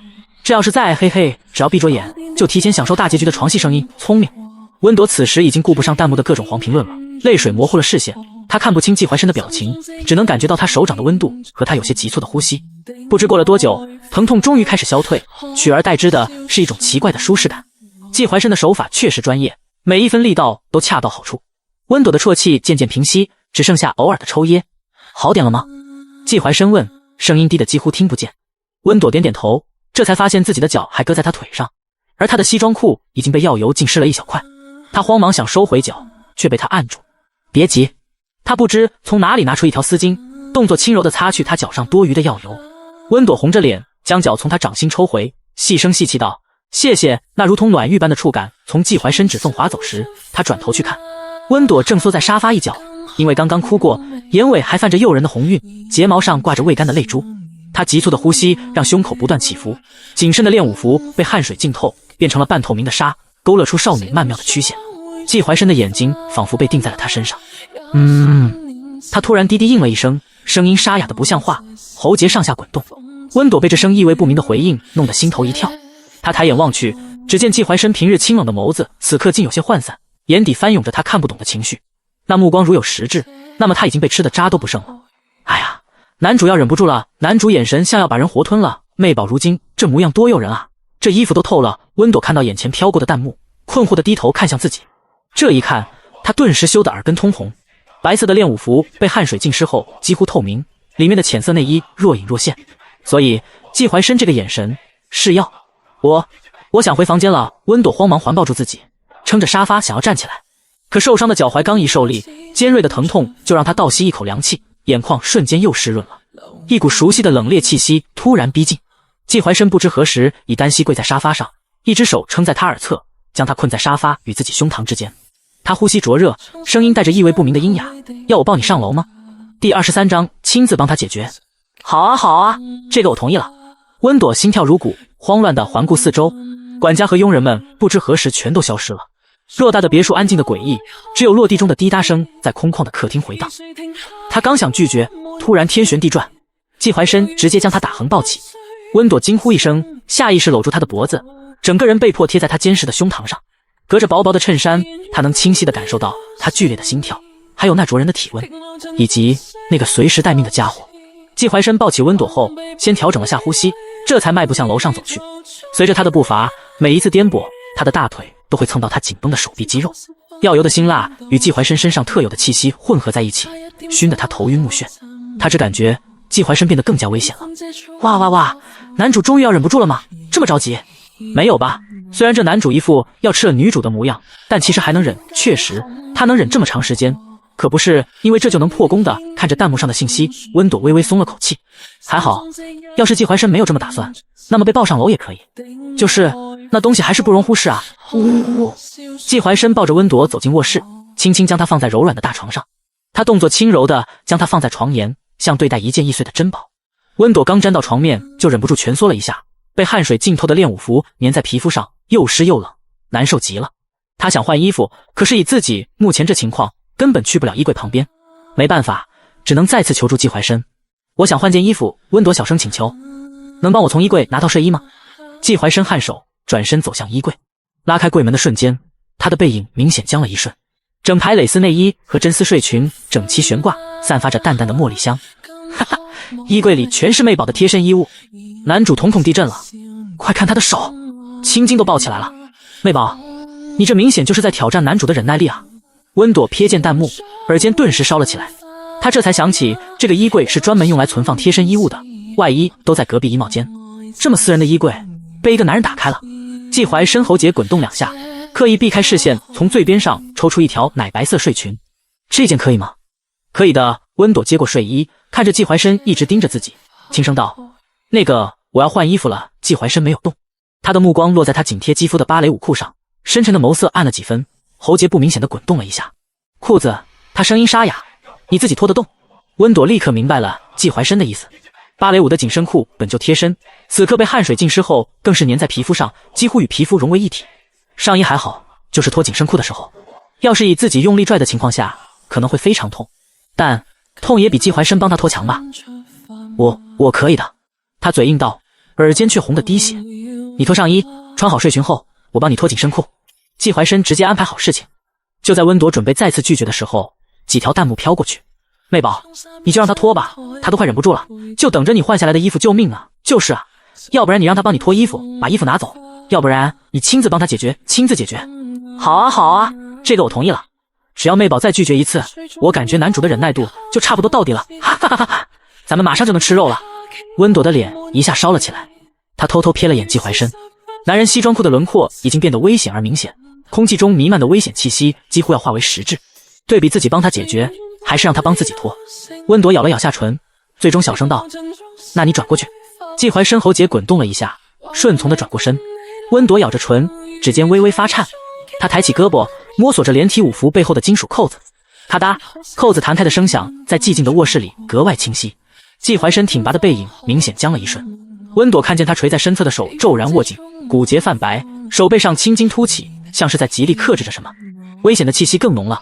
温朵手忙脚乱地抓起睡裙往头上套，丝绸面料擦过肌肤时发出窸窣声响，让季怀深的呼吸粗重了几分。温朵更加着急了，将裤子推到膝盖弯下面，立刻整理好自己的裙子。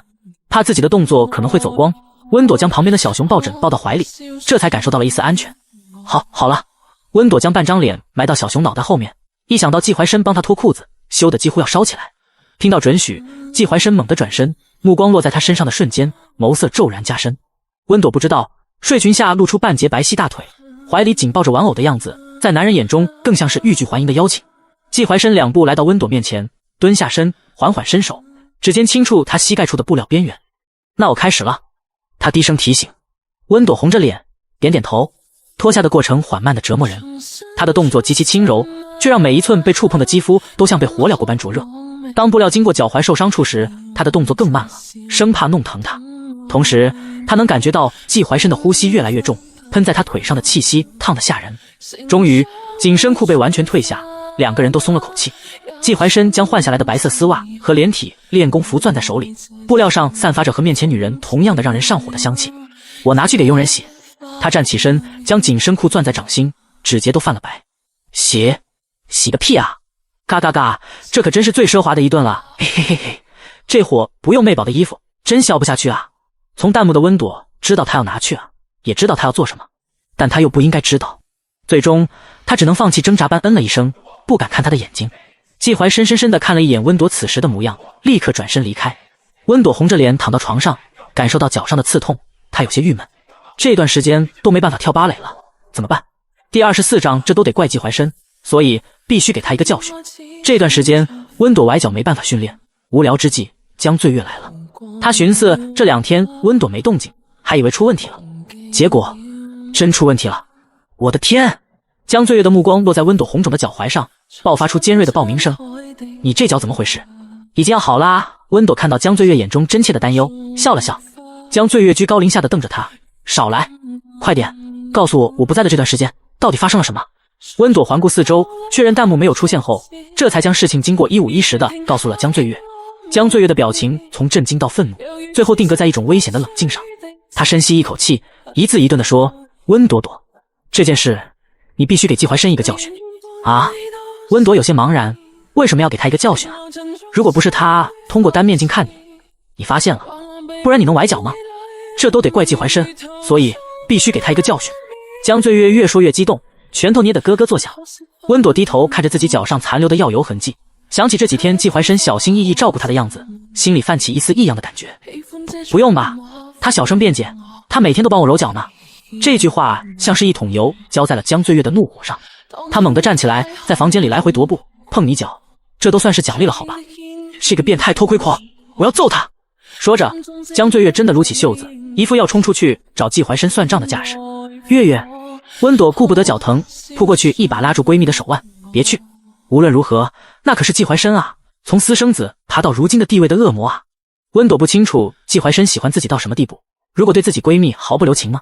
她不能让江醉月因为自己得罪季怀生，给我一个合理理由，我就不去。江醉月冷哼，温朵的脸颊发烫，声音细如蚊呐。那个单面镜是他家的设计，他看自己的妻子好像也不算太过分。江醉月眯起眼睛，突然凑近温朵的脸，温朵朵，你不对劲。他的目光犀利的像 X 光，你该不会是喜欢上那个变态了吧？没有吧？温朵的语气里带着明显的不自信。毕竟通过弹幕和如今的相处，季怀生确实很喜欢自己。季怀生本身就很优秀，如今又知道这么优秀的男人是喜欢自己的，他怎么可能不动心？江醉月观察着温朵的表情，最终放弃坐回床上。行吧，既然你护着他，那我就不去找他麻烦了。他其实也只是说说，毕竟他们通过弹幕才得知那个密室的，要直接过去问，实在有些让人怀疑。但是江醉月话锋一转，声音带着怒意，那必须给他一个小教训。温朵知道没办法让江醉月改变主意了，只能询问，那你想给他什么教训？当然是。江醉月嘿嘿一笑，到时候你就知道了。温朵，没多久，温朵终于知道了江醉月要做什么了。他看着江醉月买的轮椅，一脸懵。这是？江醉月嘿嘿一笑，当然是拐你走了。傍晚6点10分，季怀生的黑色迈巴赫准时驶入季家别墅的庭院。先生，您回来了。管家恭敬地迎上来。季怀生微微颔首，修长的手指解开西装扣子，径直朝着屋里走去。他先看了下，并没有在客厅看到那道倩影，于是走向2楼，一边走一边卷起衬衫袖口，露出线条分明的小臂。他得给自己的小妻子揉脚，活血化瘀。站在温朵房门前，季怀生抬手轻叩，咚咚。等了一会儿后，里面并没有回应。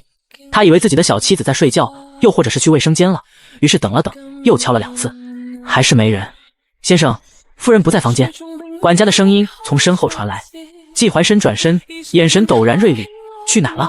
江小姐下午来接夫人，说管家欲言又止，说要带夫人去泡温泉疗养，这段时间都不会回家。季怀生眸色一沉，什么时候的事？为什么不通知我？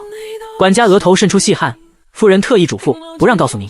空气瞬间凝固。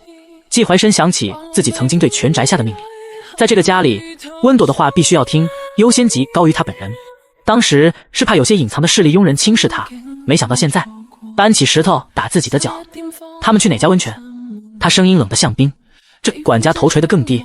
江小姐没说。季怀生掏出手机，指尖在备注妻子的号码上悬停片刻，最终转向另一个联系人。电话接通，江醉月欢快的声音传来：哟，这不是大忙人季总吗？怎么有空给我打电话？地址？季怀生言简意赅。地址？江醉月故意拉长音调。某人不是那么容易路过迅速发现异常吗？那你现在也可以路过找到我们吧。路过2字被江醉月说得很阴阳怪气。季怀生眸色暗沉如墨，他知道江醉月肯定知道了些什么。季大总裁江醉月的声音将季怀生的声音拉回思绪，想好答案再来哦。紧接着电话被挂断。第25章，他不介意一直等待，忍受着思念的煎熬。季怀生盯着屏幕上通话结束的字样，修长的手指不自觉地收紧，指节泛白。管家站在旁边，大气不敢出。他能感觉到空气中弥漫的危险气息，如同暴风雨前的宁静。先生平日里喜怒不形于色，此刻却连背影都透着森然寒意。所以江小姐危险了。江醉月今天都去过哪里？他的声音低沉平稳，却让管家后背沁出一层冷汗。管家迅速回忆，江小姐下午3点到达，先去了夫人卧室，出来后进入练武室。她在那里停留了约20分钟，特别在。他顿了顿，谨慎地选择措辞，那面镜子前站了很久。季怀生的身影微微一僵，声音带着不易察觉的颤。然后呢？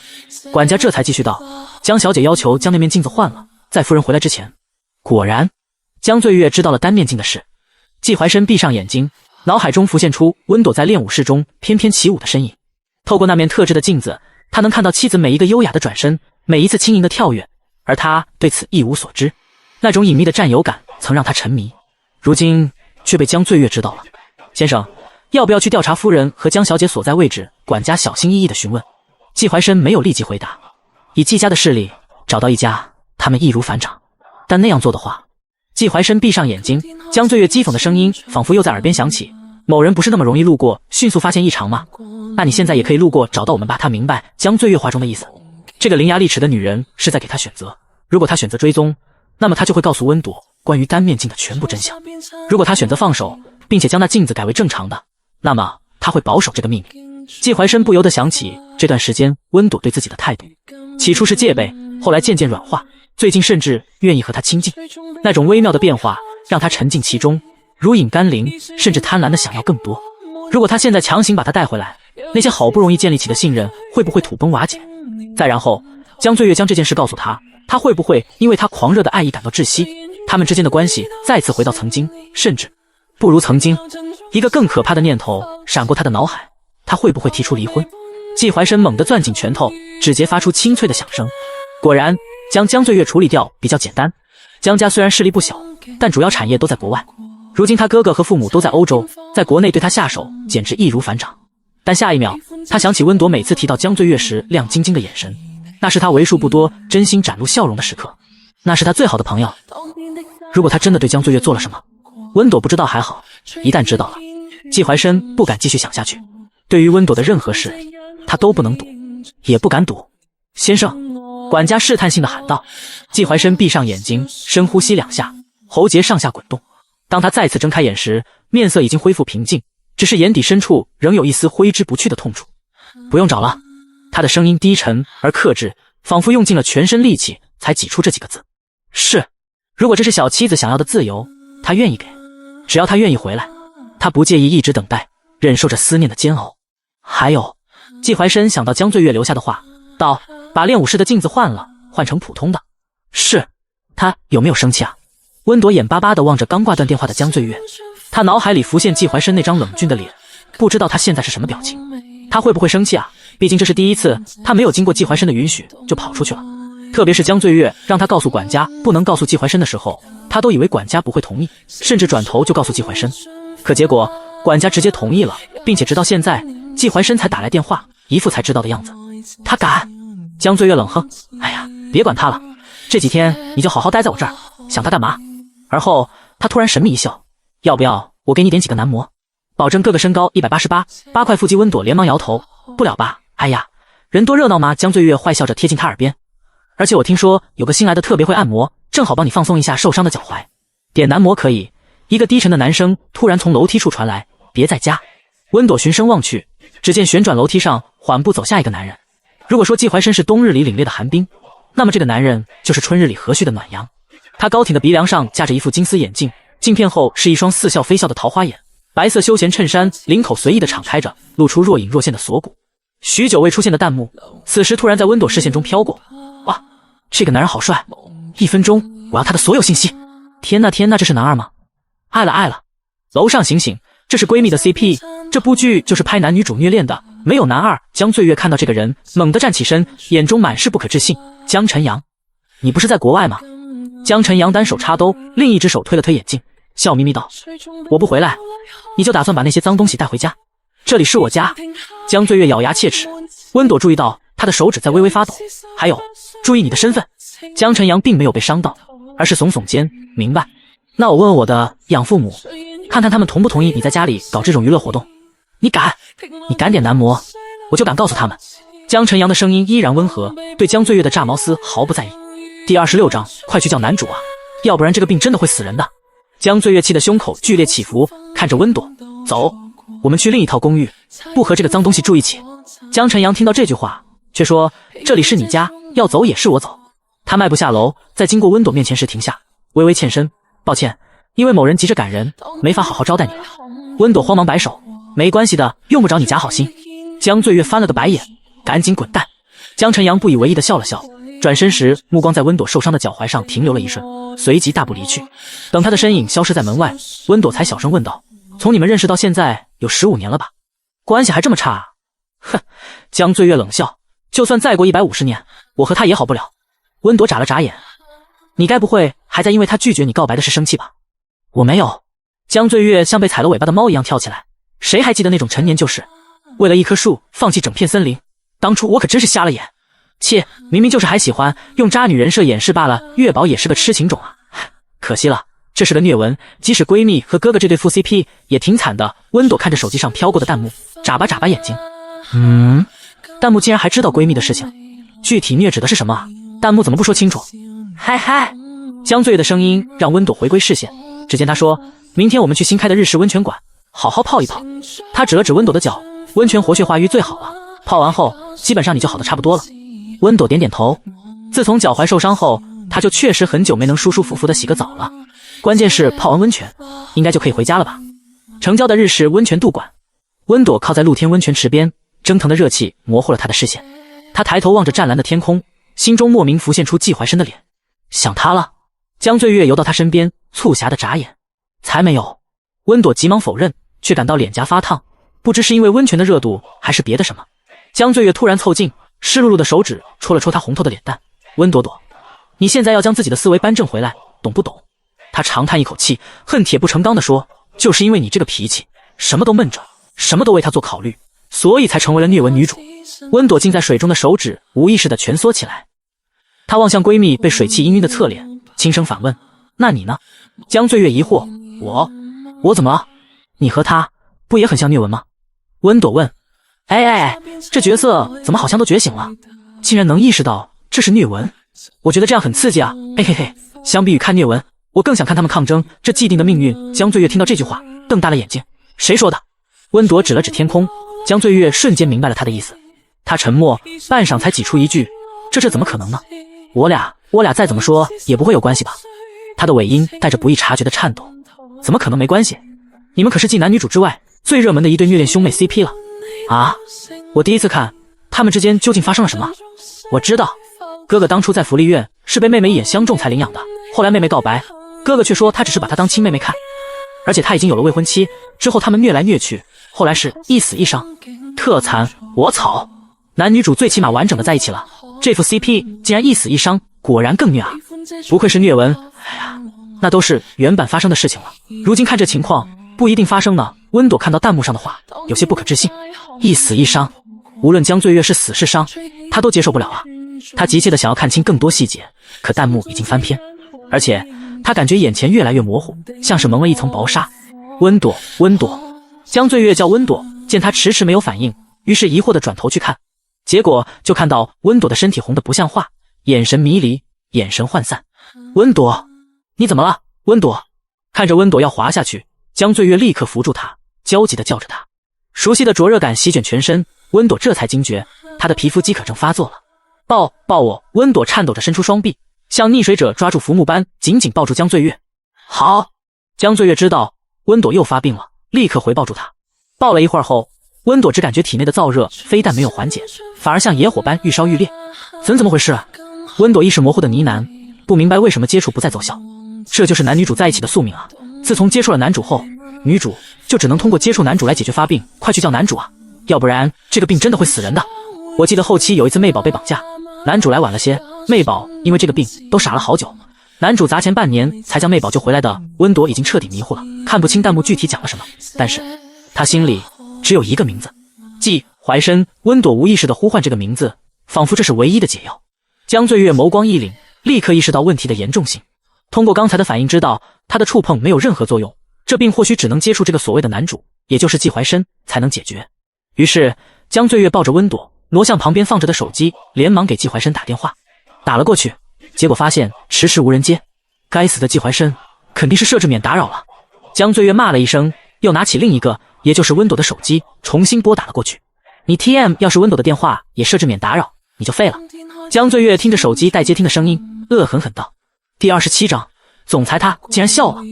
季氏集团总部大楼，季怀深端坐在会议桌首席，修长的手指轻轻敲击着桌面。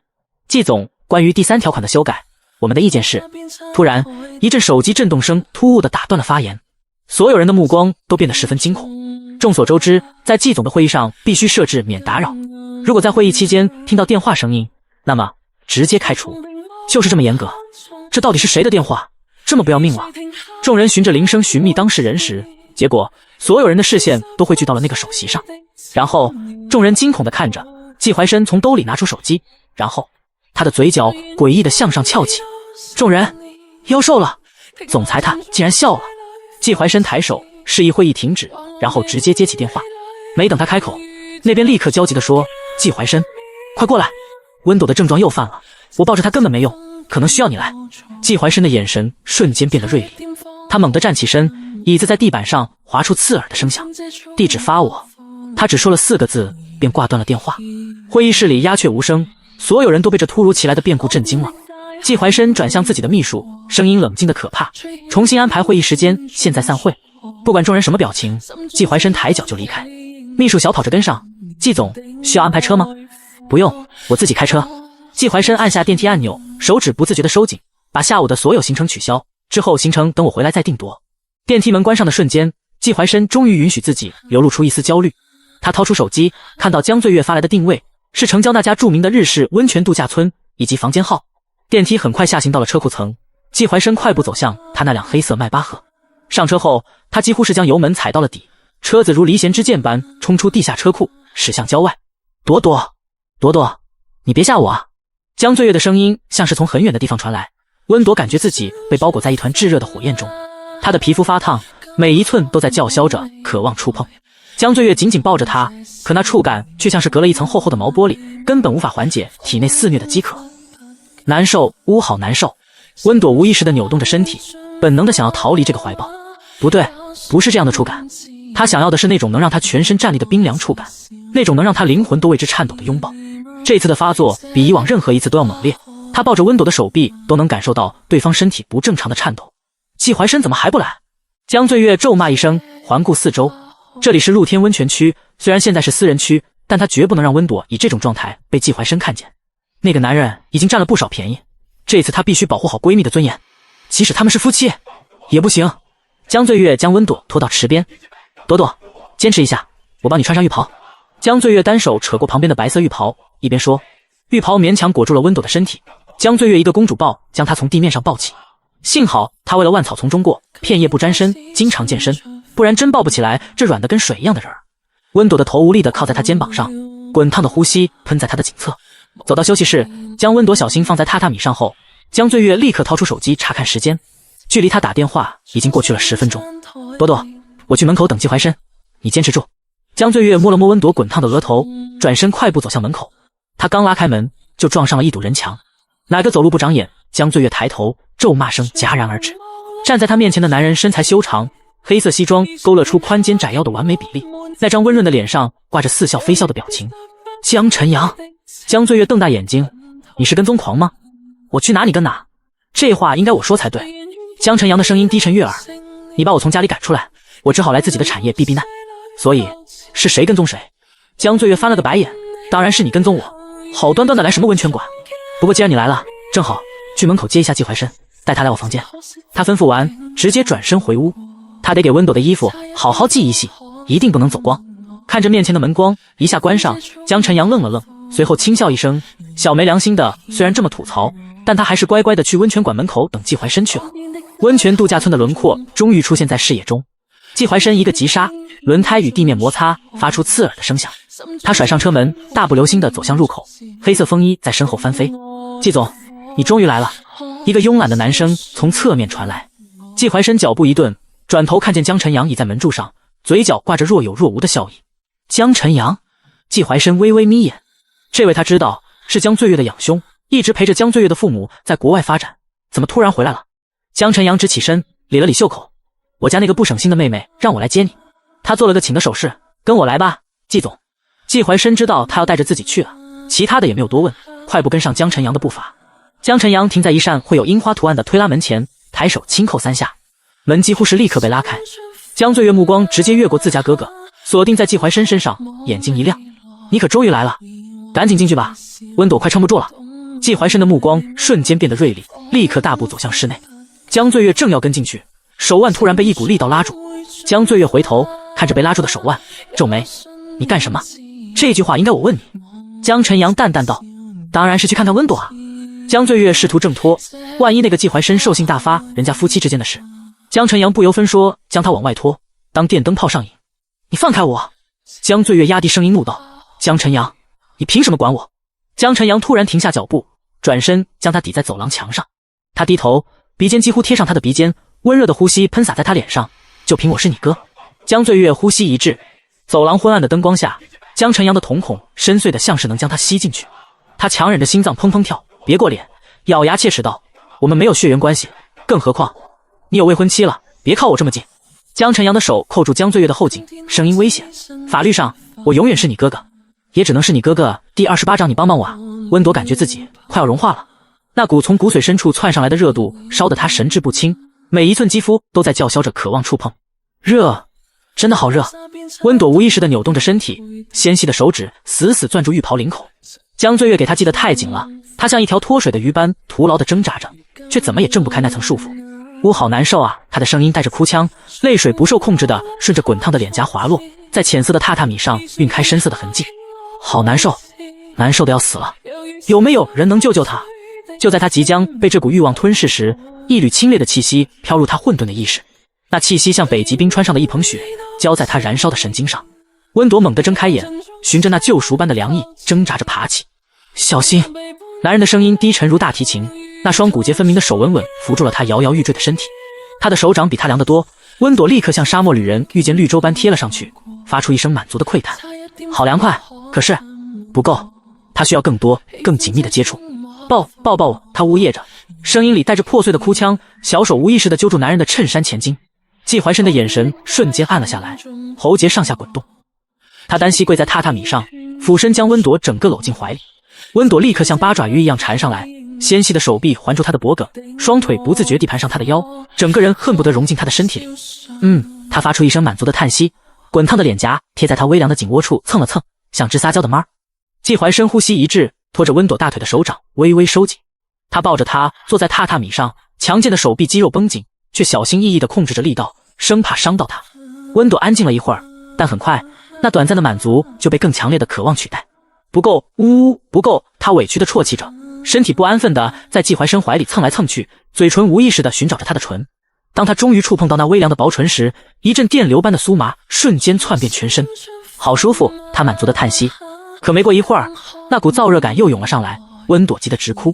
他不知道接下来该怎么办了，只能求助面前的人。你帮帮我呀！季怀深呼吸粗重，眼底翻涌着暗色浪潮。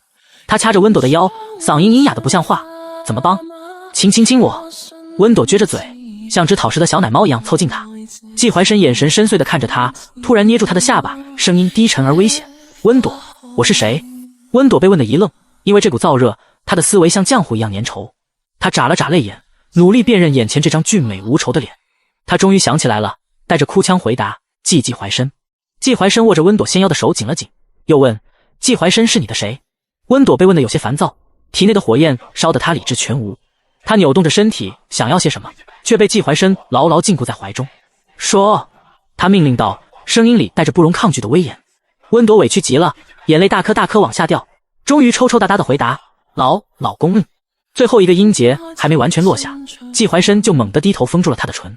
这个吻来势汹汹，像暴风雨般席卷了温朵所有的感官。季怀深一手扣着他的后脑，一手掐着他的细腰，将他整个人压向自己。他的舌强似的撬开他的牙关，长驱直入，贪婪地攫取着他的甜蜜。温朵被亲得晕头转向，小手无助地抵在他胸膛上，想要推开，又舍不得那清凉的触感。他的呼吸被完全夺走，肺里的空气一点点耗尽，眼前开始发黑。就在他即将窒息的瞬间，季怀深终于大发慈悲地放过了他的唇。温朵大口喘息着，眼神涣散，唇瓣红肿的不像话，还带着晶莹的水光。休息了一会儿后，温朵舔了舔唇瓣，不知死活的又凑上去，撅着嘴，好舒服，还要像只贪吃的小奶猫。季怀深眸色一暗，再次低头吻住她，这次比刚才更加激烈，亲得非常深，像是要把她拆吃入腹般凶狠。温朵被亲得浑身发软，连指尖都酥麻了，眼前一阵阵发黑。终于又一次达到缺氧边缘，温朵剧烈挣扎着，像条濒死的鱼。可对面的人早就被蛊惑得不能自已，察觉到怀中人的抗拒，当即将她搂得更紧。最终温朵只感觉眼前一黑，当即身子一软，直接昏了过去。季怀深察觉到怀里的人突然没了动静，连忙松开他。看着温朵那粉嫩的唇变得艳红，季怀深的眼眸暗了暗，轻轻啄了啄她的唇角。好好睡一觉吧。第29章，关于总裁下班后唯一娱乐活动被取消这件事，温朵是被窗外的鸟鸣声唤醒的。她迷迷糊糊地睁开眼，映入眼帘的是熟悉的天花板。他想要撑起身子，却发现浑身软绵绵的，使不上力气，而且除了身体有点累，嘴巴也好痛。哎，美宝醒了，哈哈哈哈！下午被亲晕，如今早上才醒，哈哈哈哈！我第一次见到轻缺氧昏过去的，当时看着就轻得好深，晕过去很正常，克制的男人一旦放纵起来，果然很可怕。看到弹幕上的字，温朵先是怔愣了一下，随即昨晚的记忆一股涌进的脑袋。温朵想到昨晚的一切，猛地捂住脸，耳尖瞬间烧了起来。那些画面不是梦，她真的因为皮肤饥渴症发作，缠着季怀生亲亲抱抱，甚至还叫她老公，最后还被轻缺氧昏过去了。眼前飘过的弹幕让温朵恨不得找个地缝钻进去。可为什么身体软绵绵的，用不上力气？江醉月好像说过，第一次做那种事情就会这样。难道季怀生那个变态趁着他昏过去的那段时间，咕噜噜，肚子突然发出抗议的声音？温朵只感觉身体的虚弱感更严重了。温朵原来是饿的。温朵对于自己刚刚骂季怀生变态的事情感到羞愧。虽然季怀生是个变态，但他还没有变态到这种地步。不对，闺蜜说过，这种情况应该叫痴汉。季怀生不是变态，只是痴汉而已。温朵不懂这个痴汉什么意思，应该比变态的严重程度轻一些吧。咕噜噜，肚子再次发出抗议声。温朵不再继续深度思考刚刚的事情了，起来觅食。她小心翼翼地动了动脚，脚踝传来轻微的刺痛，但比起昨天已经好了很多。她扶着床沿站起来，脚踝只有一点点不适，完全不影响正常走路。太好了，温朵松了口气，随即又紧张地看向房门。她现在最不想见到的就是季怀生，昨晚自己那副模样实在太丢人了。温朵踮着脚尖走到门边，像只偷腥的猫一样把门拉开一条缝，小心翼翼地往外张望。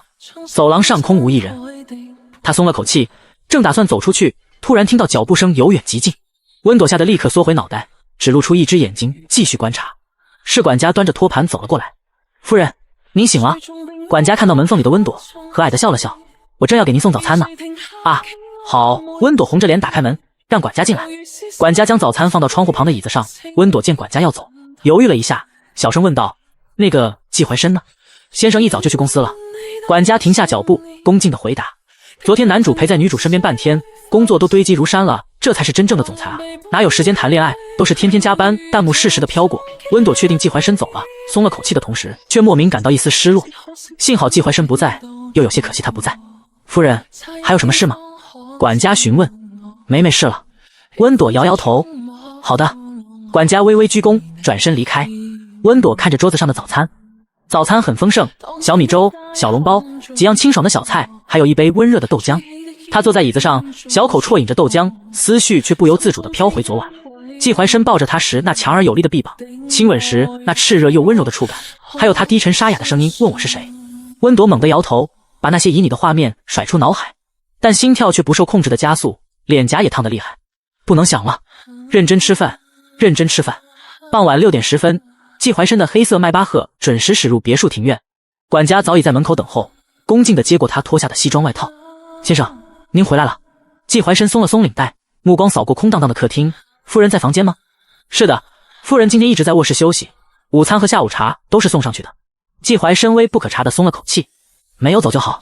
他迈步上楼，站在温朵房门前，抬手轻叩3下。谁？门内传来小妻子软糯的声音。季怀深一想到自家妻子可爱的模样，呼吸微滞，喉结上下滚动，嗓音低哑，我来给你上药。门内突然安静下来，过了几秒，小妻子的声音才隔着门板传来，比刚才更加轻软，已经好的差不多了，不用上药了。季怀深原本挂在脸上的微不可察的笑意彻底消失了。温朵靠在门边，等了好些时候，也没有听到季怀深的回答。难道他走了？这时弹幕飘过，哈哈，男主每天努力上班，就靠着这个活着呢，结果现在告诉他，他白回来了。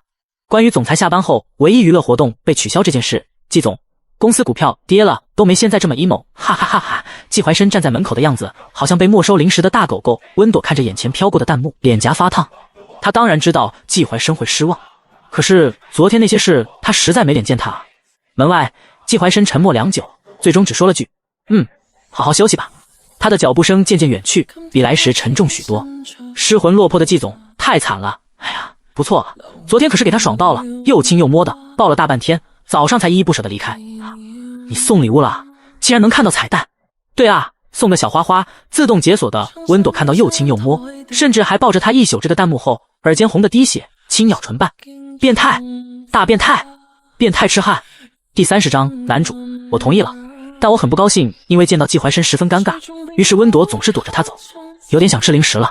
温朵舔了舔唇瓣，从床上爬起来，出去拿点吃的，应该不会遇到他吧？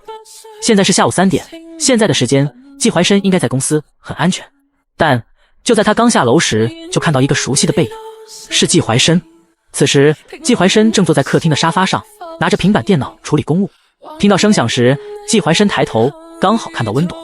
温朵被这种眼神盯着时，只感觉身子僵硬。男主眼神好危险，这乃是看老婆的眼神，分明是看猎物，吃肉，吃大大的肉。饿了？季怀深询问。温朵小心点点头，有点。厨房有新烤的蓝莓松饼。季怀深道。哦。温朵点头，然后立刻跑去厨房了。本以为季怀深还会和上一次一样，知道自己害羞，于是十分有眼色的去公司忙碌。可如今却相反，接下来的几天，这种偶遇变得越来越频繁。无论温朵选择什么时间出门，总能在别墅的某个角落偶遇季怀深。餐厅里、客厅里，就连他去后花园，都能看到他坐在藤椅上开视频会议。温朵愁的小脸都垮了下来。季怀深到底怎么了？弹幕回答了他的疑问。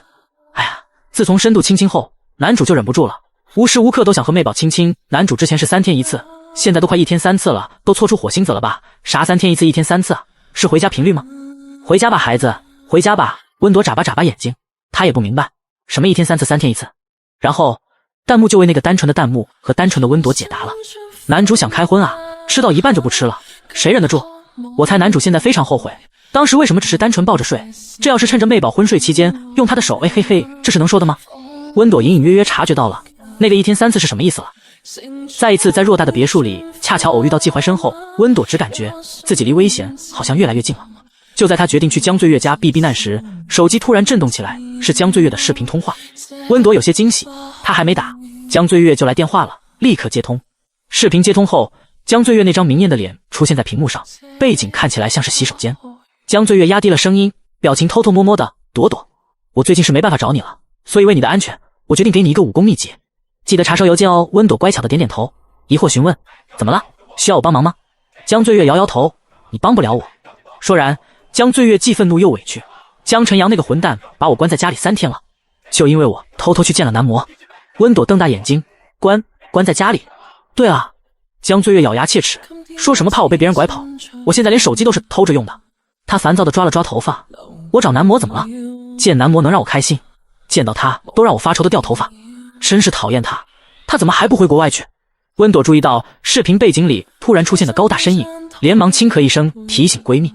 可惜江醉月完全没领会，反而越说越激动。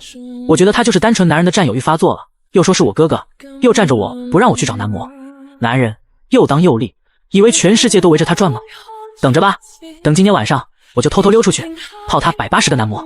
温朵捂着脸，他知道江醉月完了。果然下一刻，男人低哑的声音如同恶魔般出现在江醉月身后，180个男模。江醉月身子一僵，机械地转过头，视线顺着那双修长笔直的腿往上，对上了江晨阳似笑非笑的脸。虽然他在笑，眼底却酝酿着风暴，令人毛骨悚然。江晨阳。想到刚刚自己的发言，江醉月瞬间怂了，起身就要跑，却被江晨阳长臂一伸，直接摁在墙上。还敢跑？被壁咚的江醉月先是一愣，随即恼羞成怒，那怎么了？你凭什么关我？我就要去泡男模。江晨阳的声音带着危险的意味，我是你哥哥，我不允许你这么作践自己，我就乐意作践自己。江醉月炸毛了，我就是和男模睡了，也轮不到你管。呵，江晨阳冷笑一声，夺过他手中的手机。江晨阳，把手机还我！江醉月想去抢，2只手腕却被轻松扣住，任他怎么挣扎都纹丝不动。江晨阳单手制住江醉月，另一只手对着屏幕说，抱歉，我妹妹欠管教了，最近请别打扰她。然后干脆利落地挂断了视频。温朵看着黑下去的屏幕，张了张嘴，最后只能无奈地叹了口气。他原本还想去江醉月那里避避风头，现在看来是不可能了。叮，手机传出消息声，温朵低下头，发现是一个邮件，发送人是江醉月。温朵这才想起来，江醉月给自己打视频目的就是为了告诉自己这个武功秘籍。武功秘籍？什么东西？温朵疑惑地点开，发现是一本小说。弹幕剧透后，我与死对头踢了高 H。温朵看到弹幕2字，明白江醉月是让他更加了解他所拥有的弹幕。就是这个高 H 是什么意思？算了，应该没什么事情。果然，闺蜜还是最好的。温朵十分感动地点开文件，看见里面第一行的文字后，脸色僵住，然后手忙脚乱地将文件关闭，脸色通红。为什么这上面第一句就是语气词啊？接下来就是两个人在床上在做那个什么？温朵捂着发烫的脸，果然不能将江醉月想得太正直。不想了不想了，还是想想接下来该怎么办吧。他除了去江醉月家，还能去哪呢？突然，他又有了个好去处。第二天早餐时，温朵鼓起勇气开口：“我想去老师的舞蹈室练习。”银质餐叉在瓷盘上发出清脆的碰撞声。季怀深放下咖啡杯，眉头微蹙：“搅好了。”“已经能正常活动了。”温朵回答。“家里也有练习室。”温朵紧张地捏着手中的叉子，说：“月光天鹅只有老师会，让老师来家里教。”季怀深的声音不容置疑。温朵深吸一口气：“老师年纪大了，来回跑太麻烦他。家里有空房间，我还是喜欢老师那里的氛围。”温朵声音越来越小。餐厅陷入沉默。温朵低着头，能感觉到季怀深的视线落在他身上，像有实质的重量。每次季怀深都是嗯一声就结束了，可这一次追问的好多啊。他要是不同意的话，他也不敢出去啊。不知过了多久，温朵听到了一声机不可闻的叹息。好，季怀深站起身，黑色西装裤包裹的长腿迈开步子：“我让司机每天接送你。”男主，我同意了，但我很不高兴媚宝想走。男主即使委屈自己，也不能限制媚宝，这是要憋出内伤的节奏啊！张嘴啊！你说，老婆我不想让你走，媚宝你忍心吗？看他委屈那样。弹幕疯狂滚动，温朵咬着下唇，心里涌起一丝愧疚，但转念一想，在家里他才是那个随时可能被吃干抹净的人啊！这个念头让他重新坚定了决心。第31章，媚宝不要啊！这里有隐藏摄像头。早晨，温朵吃完饭就背个小包走出别墅大门，直到坐进车里，温朵才长舒一口气，那种被盯着的感觉消失了，感觉安全了许多。车子驶出城区，道路两旁的建筑逐渐稀疏。当下车，看着面前熟悉的红砖小楼，温朵的心跳突然加快。近乎1年了，自从婚后，她再没踏足过这个地方。推开门，熟悉的一切扑面而来：光滑的木地板，墙面的把杆，角落里那架老旧的钢琴。是朵朵来了吗？里间传来脚步声，随后一个熟悉的身影出现在面前。老师还是那样挺拔优雅，盘起的发髻一丝不苟，只有眼角的细纹泄露了岁月的痕迹。真的是你？周婉清脸上带着笑意，来到温朵身边，扯着她的手，眼中满是欢喜。这才8点多，怎么这么早就来了？温朵笑着回答：“当然是为了多练会儿舞啊。”周婉清听到，十分感动：“那也不用这么急，我还没当面道谢呢。谢谢你愿意帮老师这个忙。”温朵摇摇头：“老师的事就是我的事，不用感谢。不过老师，您怎能用您的毕生心血，月光天鹅当赌注呢？”这是他一直疑惑的事情，这件事电话里不方便说，所以想着当面问一问。周婉清叹了口气，拉着温朵坐下：“事情没那么简单。挑战我的芭蕾甜心团队，领舞的林雅曾经是我的学生。”什么？竟然是林雅？温朵震惊地瞪大眼睛。林雅她熟悉，自己学什么都快，而林雅嫉妒自己，没少给自己使绊子。后来林雅走了，没人知道林雅走的原因。之前她因为擅自改编经典剧目被我开除。周婉清苦笑，现在她是网络红人，粉丝数百万，专门跳这种低俗改编的芭蕾。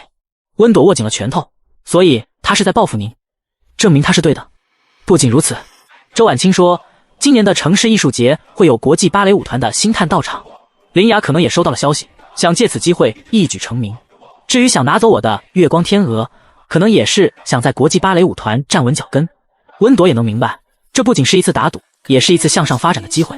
虽然他不用这个发展，但是他也不能让林雅拿到这个机会，毕竟输的代价是老师的心血。温朵深吸一口气，坚定道：“老师，我一定会赢的。”周婉清欣慰地拍拍他的手：“我知道你会的。现在让我们开始练习吧。月光天鹅虽然是你最拿手的，但1年没跳了，需要重新熟悉。”温朵点点头，走向更衣室。他需要换上练功服，开始恢复训练。为了恩师，为了他热爱的芭蕾，他必须赢下这场比赛。至于季怀深，温朵咬了咬下唇，等比赛结束，再好好面对他吧。他深吸一口气，解开小包的扣子，取出折叠整齐的练功服。刚准备脱衣服时，弹幕突然窜出：“媚宝不要啊，这里有隐藏摄像头。”他准备脱衣服的手指猛地僵住。什么？这个私密的空间怎么会有摄像头？温朵的指尖开始发冷。这意味着什么？是有人想拍他的裸照？不仅是他，应该是在这里换衣服的所有人。温朵强迫自己保持镇定，没有立刻抬头四处张望，而是继续看着弹幕，寻找着信息。哎，你们咋知道的？这里发展和原剧情一样的，剧透一下，这个地方原剧情是什么？原剧情是说，媚宝好不容易去恩师那边训练，结果就被录下裸露照，威胁妹宝不许继续参赛，要不然发的哪里都是。后来还是妹宝求男主才解决的，怎么求的？当然是嘿嘿嘿，妹宝主动挖，呜呜，我想看原剧情。原剧情这时候都用完好几盒了吧？现在连车的影子都看不到，呜呜。想看原剧情一，现在甜甜的多好，虐文退散就是，反正有肉也看不见，有道理。弹幕聊得热火朝天，就是没人说那个隐藏摄像头藏在哪里，这让温朵焦急的不知道怎么办。换，会被拍下裸照；不换，温朵低头看着自己的衣服，今天自己穿着冰丝阔腿裤和短款半肩袖，拉伸很好，即使穿着练舞也没问题。不换也没什么事。他强迫自己深呼吸，装作若无其事的将自己的练功服在一个尖锐的地方撕扣出一个洞，然后举起来对着空气惊讶啊，练功服坏了，那就不穿了。弹幕没有发现异常，因为他们的视线都被在公司 emo 的季怀深吸引。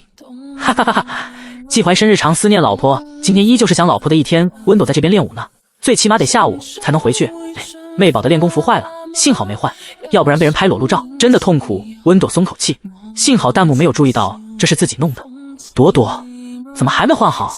周婉清的声音从门外传来，伴随着轻轻的敲门声。温朵咬了咬下唇，迅速调整表情打开门。老师，我的练功服好像坏了。他举起衣服指着上面刚扣出来的洞破损，可能是上次洗的时候勾到了什么。周婉清皱了皱眉，没有带备用的吗？温朵摇摇头，想着只是第一天练舞就没有带备用，那我去仓库找找有没有新的。说着周婉清要走，但被温朵拉住。温朵努力让自己的声音听起来自然，不用换了，我这一身也可以，前几天脚扭伤了，最近刚好，不能做太剧烈的动作。周婉清有些担心地追问了下温朵脚伤的问题，温朵回复了几句后，周婉清这才放心下来。那也行，你这身就是看不到曲线，不过现在是练习，也能凑合穿。见周婉清不再让自己换衣服，温朵这才松了口气。现在有弹幕，而是温朵不确定这附近有没有其他的摄像头，所以决定等回家再和老师说。第32章，谢谢弹幕的出现，让他的生活变得不一样了。夜幕完全降临时，温朵确认弹幕已经消失，才拨通了周婉清的电话。朵朵，怎么这么晚给我打电话？周婉清的声音里带着疲惫。老师，有件事我必须告诉您。他压低声音，今天在更衣室我发现了隐藏摄像头。电话那头沉默了几秒，随后传来周婉清震惊的声音。什么？你确定？非常确定。温朵握紧手机，我不敢当场告诉您，我怕练武室也有，容易打草惊蛇。我马上检查。周婉清的声音变得严肃。你等等，先挂了啊。而后那边就立刻挂断了电话，而温朵则是静静的等着。半小时后，电话响起，温朵立刻接听。刚一接通，温朵听到老师急促的呼吸声，周婉清的声音再次响起，这次带着明显的愤怒。找到了，就在通风口里。你刚才说怀疑练功房也有，我也用仪器查了一下，果然也有。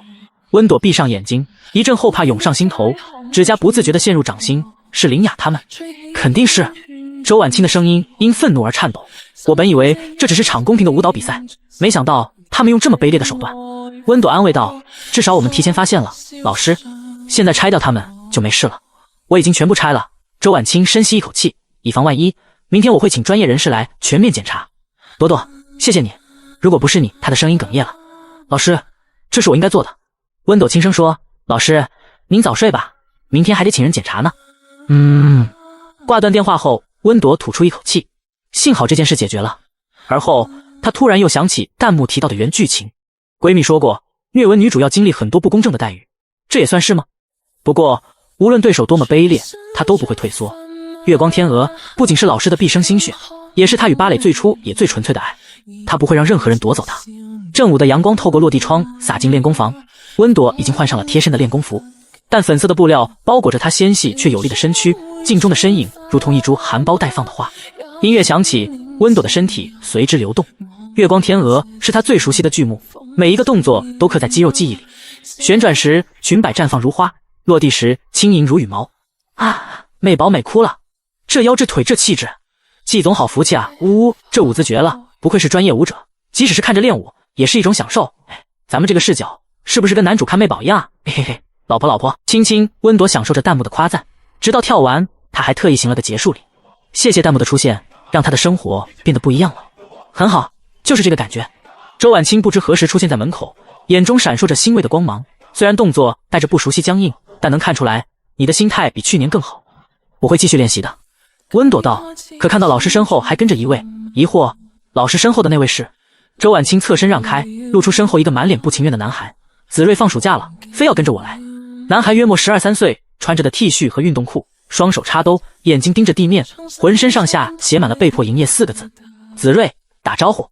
周婉清皱眉，你好。男孩嘟囔着，声音小得几乎听不见。温朵蹲下身，与男孩平视，笑着道，你好呀。他知道这是老师的儿子王子睿。男孩飞快地瞥了他一眼，哼了一声，你不说我也知道。妈妈天天在家里放面前这人跳舞的视频，还让他学人家，有努力又有天分，不像他。哼，烦死了。周婉清无奈地摇头，这孩子越带越不听话。今天带他来是想让他也练练基本功，结果一路上都在闹脾气。我才不要学芭蕾。王子睿突然爆发，声音提高了8度。同学都说跳芭蕾的男生是娘娘腔，我想打电竞，这都是借口。你就是喜欢玩游戏，还什么电竞？周婉清脸色沉了下来。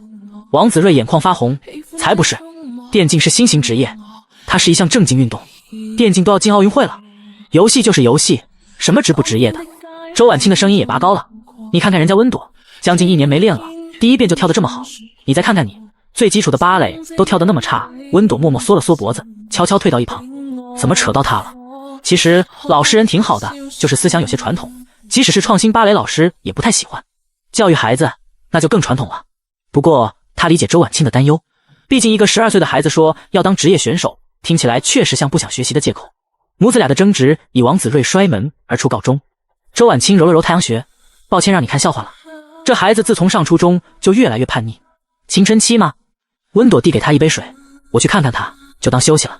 周婉清揉了揉太阳穴，最终点点头，辛苦你了，朵朵。没关系。储藏室里，王子睿正坐在一堆舞蹈垫上生闷气，手机屏幕亮着，显示着一款热门电竞游戏的界面。听到脚步声，他迅速锁屏，警惕地抬头。要劝我回去练舞就算了，他硬邦邦地说。温朵在他旁边坐下，保持一段恰当的距离。我不劝你，能告诉我你喜欢哪个游戏吗？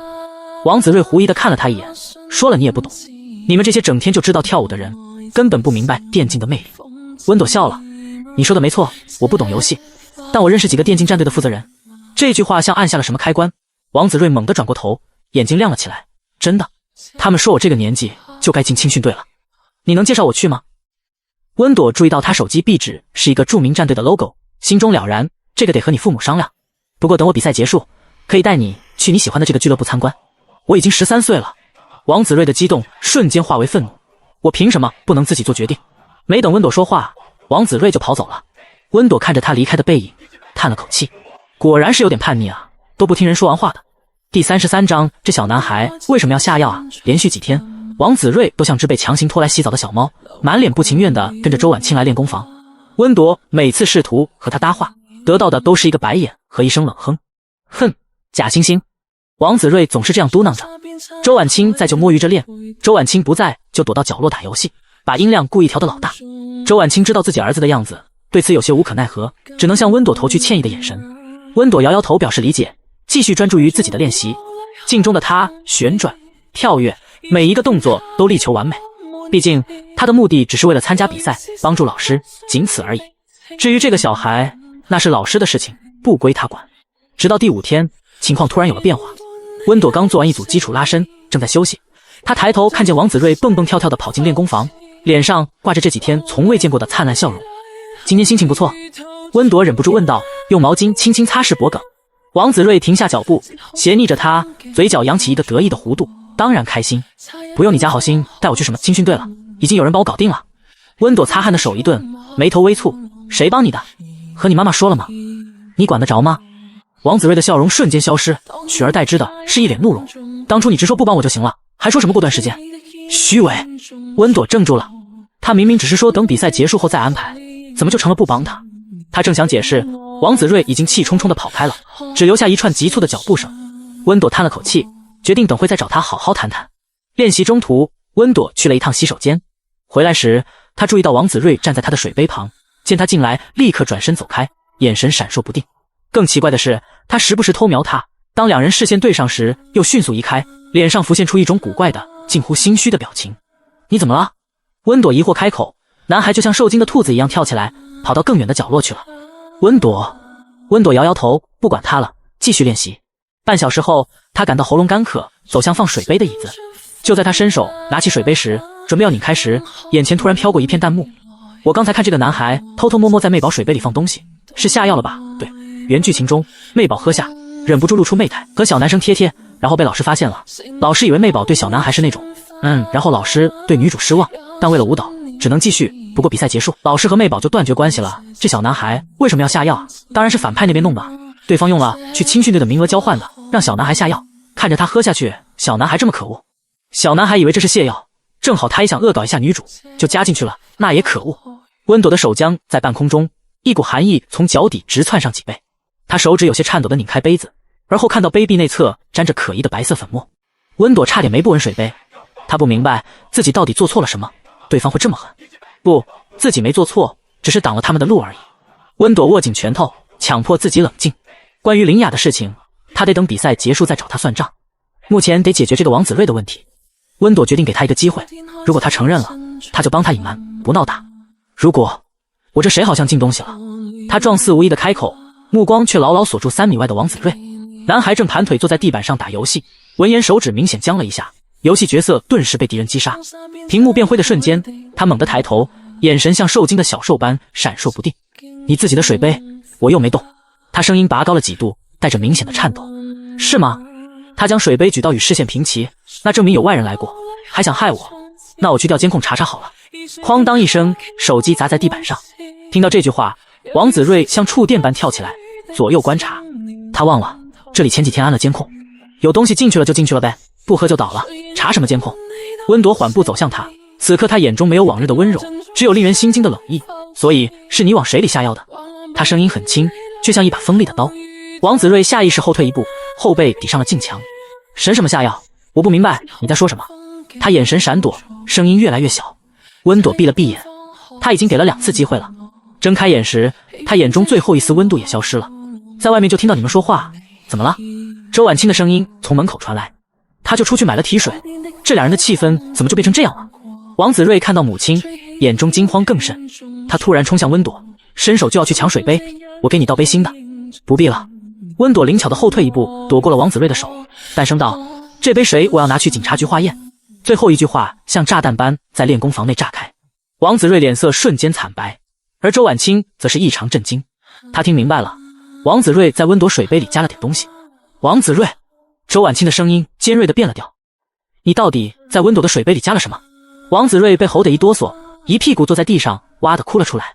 只是泻药而已，我只想恶搞一下他。他抽抽搭搭地说，眼泪鼻涕呼了一脸。他不明白自己只是下个泻药而已，这个温朵为什么就直接说了出来？温朵看出来王子睿只是怕被周婉清打而已，还是没有意识到事情严重性，所以又道：谁让你下药的？是林雅姐姐。周婉清倒吸一口冷气，脸色瞬间变得煞白。我不是说不让你和他接触吗？他声音颤抖，手指紧紧攥住衣角。你怎么又和他联系？王子睿梗着脖子不回答，毕竟去青训队这种事情他不能告诉母亲，要不然惩罚得更惨。温朵轻轻拉住周婉清的手臂，感受到她皮肤下的颤抖。老师，她声音很轻，却字字清晰。我猜这里面不是泻药。第34章，这是个强奸犯，他早就盯上媚宝了。周婉清转过头，眼中满是难以置信。温朵直视她的眼睛，轻声道：只是泻药的话，对我没有任何伤害，所以我猜林雅可能是想毁了我，用王子睿。这句话像一把刀，直接剖开了事情的真相。周婉清的手突然扬起，啪！耳光声在空旷的练功房里格外刺耳。只见周婉清的手旋在半空不停颤抖，而王子睿左脸上赫然浮现出5个鲜红的指印。王子睿完全懵了，捂着脸呆呆地看着母亲。周婉清眼中噙着泪水，声音支离破碎：你知不知道，如果温朵没有发现这里面的药，你和温朵，你们……他的声音哽咽的说不下去，眼泪终于夺眶而出，顺着脸颊滚落。温朵闭着眼，不去看他们的模样，而王子睿看着自己母亲的模样，彻底傻了。他从未见过这样的周婉清，从自己记事起，他从来没有哭过。而如今，他有些意识到了事情的严重性。王子睿慌了，跪爬着到周婉清脚边，抓住她的衣角：妈妈，我错了，你别生气了。周婉清用力擦掉眼泪，指着温朵，给温朵道歉。王子睿立刻看向温朵：对不起，温朵，是我错了，我不该听林雅的话，给你下药。温朵静静地看着他，没有说话。周婉清转头看向温朵，眼中满是愧疚：朵朵，对不起，是我教子无方，你说怎么解决，我听你的。温朵看着哭得凄惨的小男孩，沉默了一番，开口：“这件事我不会报警的，不过我不想让王子睿继续在舞蹈室练习了。这么小的男孩去坐牢，看不过去，而且还是自己老师的亲孩子。”周婉清一愣，随即感激地看着温朵，用力点了点头：“你放心，我会好好教育他的，会给你一个满意的答复。”而后，他弯腰抓起王子睿的手臂：“跟我回家。”王子睿被拽得踉跄了一下，但并没有生气，而是看着温朵，再次认真道歉：“对不起，温朵。”这次，温朵嗯了一声，算是回应。这几天，温朵都没见到王子睿，也没见到周婉清，弹幕也是后知后觉的对这件事开始讨论。妹宝真厉害，我还以为他会直接喝下去呢，看来剧情真的不一样了。妹宝好聪明啊，作，嘿嘿，我老婆最厉害了。温朵看着弹幕闪过去的话，有些脸红，同时还有些后怕。那天若不是这些弹幕提醒，现在会是什么情形？想到这里，他喉咙发紧，拿出新买的保温杯，喝了口水。又过了几天后，周婉清回到练舞室，他拿着一封信递给温朵，这是他写的道歉信，至于其他补偿，你可以随便提，是老师欠你的。温朵看着周婉清此时的模样，女人穿着简单的白色衬衫和黑色长裤，比上次见面时瘦了一圈，眼下有明显的青黑，看起来最近因为这件事折磨了她许久。温朵看着这封道歉信，接过，笑着说：“那老师，我想吃你做的小蛋糕，可以吗？”周婉清听到这句话一愣，随即笑着答：“好，你喜欢吃，老师天天给你送。”妹宝真的好善良，她能看出来老师真的很内疚，一句话让老师释然了。我哭死，妹宝就是人间天使。老婆，拯救我吧！这件事就算翻篇，但周婉清一直记在心里。她保证，温朵如果有任何需要她的，她会毫不犹豫的帮助。不过，林雅那边，你打算怎么办？周婉清询问。温朵思索了一下，说：“等比赛结束再说。如果现在解决，她可能就无法参加比赛了，说不定网上还会有下一个林雅出现。这不算是完全为了老师，还有她自己的打算。她都练舞这么久了，如果因为这种事情林雅不参赛了，那不好。”周婉清点头：“都听你的。”时间一点点过去，距离比赛的时间越来越近了。温朵知道林雅见自己沉默，肯定还会有其他手段，她小心地防备着，可发现没有任何问题。于是她慢慢放松了警惕，专注练习，一练就是一天，直到天黑才回家。哗啦啦，雨水拍打着舞蹈室的落地窗，像无数透明的手指在玻璃上疯狂抓挠。温朵停下旋转的脚步，望向窗外被暴雨模糊的街景，天色阴沉的可怕，明明才到中午，却像是夜幕即将降临。自从和季怀深谈心后，温朵就发现自己不太害怕雨夜了。滴滴，手机传来声响，温朵打开，发现是老师的消息。老师说这雨太大了，开车不方便，就不过来了。如果他到了，也早些回家。回家？温朵咬了咬下唇。最近季怀深看他的眼神越来越怪异了，那种想将自己拆之入腹的神情。再练一会儿吧。温朵将手机放下，音乐调大，盖过雨声后继续练舞。跳到一半时，室内的灯光突然关闭，音乐也戛然而止。停电了。温朵皱了皱眉，拿起手机准备找物业问一问，找人来修一修。叩，突然出现的敲门声让温朵浑身一颤。谁？他看着门的方向询问。电工，来检查线路。男声粗哑，像是刻意压低了嗓音。温朵皱眉，他没打电话报修，物业怎么会这么快派人来？弹幕突然在眼前炸开，为什么还是到了这个剧情？这是个强奸犯，他早就盯上妹宝了。妹宝别开门，快报警啊！第35章找到你。看着上面弹幕，温朵下的血色尽数褪去，他死死咬住嘴唇，才没尖叫出声，指甲深深掐进掌心。外面的人是强奸犯。强奸犯这时候过来是要……不用了。他强迫自己提高音量，电一会儿应该就会来，谢谢。门外沉默了几秒，温朵能听到自己剧烈的心跳声，咚咚咚地撞击着胸腔。小姐，这是安全隐患，必须立即检查。那声音突然贴近，仿佛就贴在门板上。开下门，很快就好。最后几个字被拖得极长，黏腻的如同蜗牛爬过的痕迹。但温朵再傻，也能听懂里面黏腻的恶心的欲念。真的不用了，请您离开。他后退几步，声音因恐惧而变调。别这么紧张嘛！门外的语调陡然轻佻起来。我知道里面就你一个人。小美女门把手开始转动，发出刺耳的金属摩擦声。这么阴沉的天，肯定很害怕吧？让哥哥来陪陪你。咔嚓咔嚓，门锁被暴力拧动的声音像一把钝刀锯着温朵的神经。小美人，快给哥哥开门！那声音黏腻的像爬过皮肤的阔鱼。不然等我自己进来。可就不只是检查线路这么简单了。温朵捂着嘴巴，盯着那个不断被拧动的门。门外的人好像因为屋内的沉默失去了耐心。小美人，既然你不给我开门，那我可就砸门了。等我把门砸开，那我可比现在都要狠狠疼疼你。随着男人的话音落下，哐哐，门外那人好似用什么东西不断的着门，他能清晰的听到木头碎裂的声音。他该怎么办啊？啊，这门撑不过3分钟，急死我了！妹宝在发什么呆啊？报警啊！报警没用，这么大的雨，警察来得慢，不如找男主吧。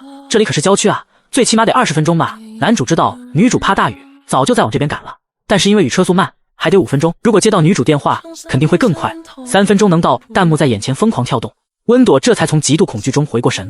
对，那个男人不可能自己离开了，他得找人。弹幕说找警察来得慢，季怀深已经在路上了，肯定比警察快。温朵颤抖的手指几乎握不住手机，但还是从通讯录里翻到了季怀深，拨打了过去。雨水像断了线的珠子砸在迈巴赫的车窗上，雨刷器以最高频率摆动着，却仍跟不上暴雨的节奏。季怀深修长的手指在方向盘上轻轻敲击，目光穿过模糊的雨幕，望向远处被水汽笼罩的山影。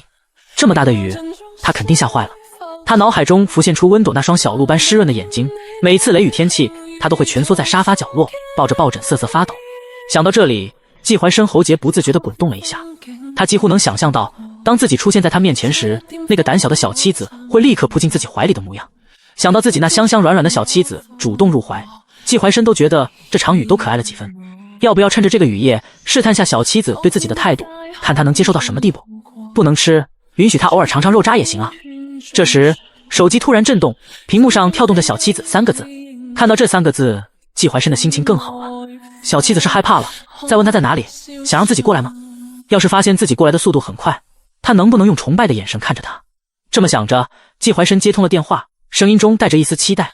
怎么了？电话那头传来的却不是温朵撒娇软糯的声音，而是急促的喘息和压抑的啜泣。救我！温朵的声音细若蚊蝇，几乎被背景中砰砰的砸门声淹没。季怀深脸上的笑意瞬间凝固。小美人，躲什么？让哥哥好好疼你。一个粗粝的男声穿透电话，伴随着门板被暴力撞击的可怕声响。季怀深的手指猛地攥紧方向盘，骨节泛白。他的声音却异常冷静。别挂电话，3分钟，我立刻到。他将手机调成扬声器，扔在副驾，油门一踩到底。迈巴赫的引擎发出怒吼，时速表指针瞬间飙升至150迈。雨水在车窗外连成银线，季怀深眼中燃起暴力的火光。再快点！他咬牙，仪表盘指针已经抵到极限。听到那边汽车的轰鸣声，温朵莫名的有些放松下来了。只要等季怀深过来就可以了吧？可，砰！一声巨响，震得温朵耳膜生疼。他眼睁睁看着门板中央裂开一道狰狞的缝隙，那是一个锤头的形状。锤头被抽出去，一只布满青筋的手从破洞中伸进来，疯狂摸索着门锁的位置。小美人，那声音黏腻的令人作呕。哥哥马上就能进来了。咔嚓！门锁被那只手从内部拧开的声音，如同死神的宣告。温朵的血液瞬间凝固，耳边只剩下自己剧烈的心跳声。快跑啊，妹宝！去更衣室！弹幕疯狂滚动。温朵如梦初醒，立刻冲向旁边的更衣室。他刚把门反锁，外面就传来门被猛地推开的声响。门被彻底打开了。臭婊子，躲哪儿去了？沉重的脚步声朝着更衣室越靠越近，同时还伴随着男人恶心的话语。哦，躲这里了吧？躲什么啊？做这种事可是很开心的，互相爽一爽，多好啊！哥哥保证会好好疼你的，只要你把门打开，我就轻点，怎么样？温朵的心脏几乎要跳出胸腔，她捂着嘴，不敢发出任何声音。手机也不知何时挂断了，周围十分安静，安静到只剩下那剧烈的心跳声。她只希望对方看在自己不配合的情况下，赶紧离开。呵，对方见到里面的人不说话，没有离开，而是直接砸门。砰砰砰！小美人，你越是这样，哥哥越兴奋啊！男人的喘息声越来越粗重。等我进去，一定让你好好享受。季怀深怎么还不来啊？温朵急的眼泪啪嗒啪嗒的掉。更衣室是一个密闭的空间，甚至连个窗户都没有。温朵环视一圈四周，最终选择躲到一个柜子里。这里定做的是那种大铁柜子，温朵就躲在下面那个大柜子里。她将身体折成不可思议的弧度，整个人塞进最底层的储物格。温朵蜷缩在更衣室的铁柜里，冰冷的金属贴着她颤抖的脊背。温朵刚将铁柜的门关好，耳边就传来一个炸响，门被破开了。小美人，我进来了。又躲起来。小美人，躲猫猫玩多了，可就没意思了哦。咔，第一个衣柜被打开。不是这里的男人的声音有些失望，但更多的是愉悦，属于寻找猎物的愉悦感。咔，第二个衣柜也被打开。小美人，你到底藏在哪呢？咔，第三个柜门被打开。哎呀呀，真会藏。咔咔咔，那柜门打开的声音离自己越来越近。温朵双手捂着嘴，不敢发出一丝呼吸，甚至不敢大声说话，只是眼泪忍不住的啪嗒啪嗒的掉。终于，温朵躲藏的柜子被打开，柜门缓缓打开时，温朵闻到那股混合着体臭和欲望的恶心气味扑面而来，一张扭曲变形的脸出现在他面前，油腻的头发粘在布满痘坑的额头上，泛黄的牙齿间垂着口水的细丝，那双眼睛里燃烧着令人作呕的欲望。找到你，第36章没事了，我来了。就在那只黏腻的大手即将碰到温朵脸颊的瞬间，砰！面前的满身恶臭的男人被一个巨大的力道踹飞出去，重重撞在墙上。操！谁？男人还没骂完，就被一道沉闷的砰的声音打断，那是拳头到肉的声音。温朵小心翼翼地钻出，透过泪眼看见一道黑色的身影，一拳又一拳地狠狠砸在那男人脸上。啊！惨叫声中，鲜血从男人鼻孔喷涌而出。男人挣扎着想要起来，想要还手，可季怀深就像是未卜先知一样，总是能轻松躲过，然后拳头更狠地砸在男人脸上，一拳一拳又一拳。男人从愤怒变为乞求，最后只能发出呜咽般的呻吟。可季怀深依旧在机械性的挥拳，即使指节已经血肉模糊，拳拳到肉啊，这都是得打马赛克的程度吧？我操，难不成真的要出人命了？不要打死人啊！死人的话，即使男主是霸总，也不可避免的摊上事啊！最后一句话，温朵这才如梦初醒。季怀深，别打了！他扑过去想拉住男人的手臂，却被对方肌肉的紧绷程度震得手心发麻。季怀深仿佛听不见任何声音，眼底翻涌着骇人的风暴。温朵咬咬牙，整个人从背后环抱住他精瘦的腰身。求你别打了！他将脸贴在他湿透的背脊上。季怀深，我害怕。这个动作终于让季怀深停了下来。他缓缓转身，在看到温朵苍白小脸的瞬间，眼底的暴力如潮水般退去。朵朵，他声音沙哑的不成样子，一把将人搂进怀里，力道大的几乎要把他揉进骨血。温朵能感觉到他剧烈的心跳透过湿冷的衬衫传来，还有他身上混合着雨水和血腥气的独特气息。没事了，季怀深将脸埋在他颈窝，灼热的呼吸烫得他皮肤发颤。我来了。听到这句话，温朵这才终于放松下来，而后放声大哭。而季怀深只是紧紧抱住怀中哭泣的小妻子，低喃：没事了，我来了。警局的灯光惨白刺眼，律师在前面和警察商讨取证。温朵被季怀深抱在怀里，身后是他急促的心跳声。男人的身上早已湿透，也沾湿了温朵的衣服。温朵能感受到后背传来男人那灼热的体温，同时还有那轻微的颤抖。他在害怕。这段时间他都缓过来了，而季怀深还沉浸在刚刚那场事情中。温朵低下头，看着那双大手，此时变得血肉模糊。他需要上药，于是温朵轻轻挣扎，说：季怀深，松开我吧，我去拿药，帮你上药。男人恍若未闻，反而搂得更紧，嘴里还呢喃着：我来了，没事了。不知道是在安抚温朵，还是在说服他自己。温朵神情有些复杂，他从未见过这样的季怀深。此时的他像是抓住救命稻草的溺水者，哪还有半点平日里的从容不迫。温朵放弃挣扎，任由着季怀深一直抱着他，但这手上的伤也不能一直晾着，于是他求助旁边的警察。警察立刻将碘伏和棉签拿过来了。温朵一只手拿着沾了碘伏的棉签，另一只手则是牵起季怀深的一只手。季怀深没有挣扎，任由着温朵将他的手随意摆弄。温朵将季怀深的手放在自己的大腿上，棉签沾着碘伏轻轻点在伤口上。那些伤口比想象中严重，关节处皮肉翻卷，暗红的血渍凝结在皮肤上。温朵看着就感觉很疼，而季怀深只是一声不吭地抱着他。季总，监控已经调取完毕。戴着金丝眼镜的律师快步走来，说着最终的处理结果。警方确认是入室强奸未遂，证据链很完整。季总可以先离开，接下来的事情交给我。温朵听到这句话，轻轻拽了拽季怀深的袖口：放我下来吧，我们回家。话音未落，他整个人突然腾空而起。季怀深直接将他打横抱起，轻声道：我们回家。第37章，不盖就不盖，干嘛给他裹成这样？季怀深抱着温朵走出警局时，雨已经停了，晚风裹挟着潮湿的气息扑面而来。温朵在他怀里轻轻打了个寒战。冷。季怀深立即察觉到，手臂收紧了几分。温朵摇摇头，手指无意识地揪住他湿透的衬衫前襟，布料冰凉黏腻，却掩不住底下传来的灼热体温。放我下来吧，我可以自己走。季怀深恍若未闻，径直走向停在路边的黑色迈巴赫。司机早已打开车门等候，见状立即递上准备好的羊绒毛毯。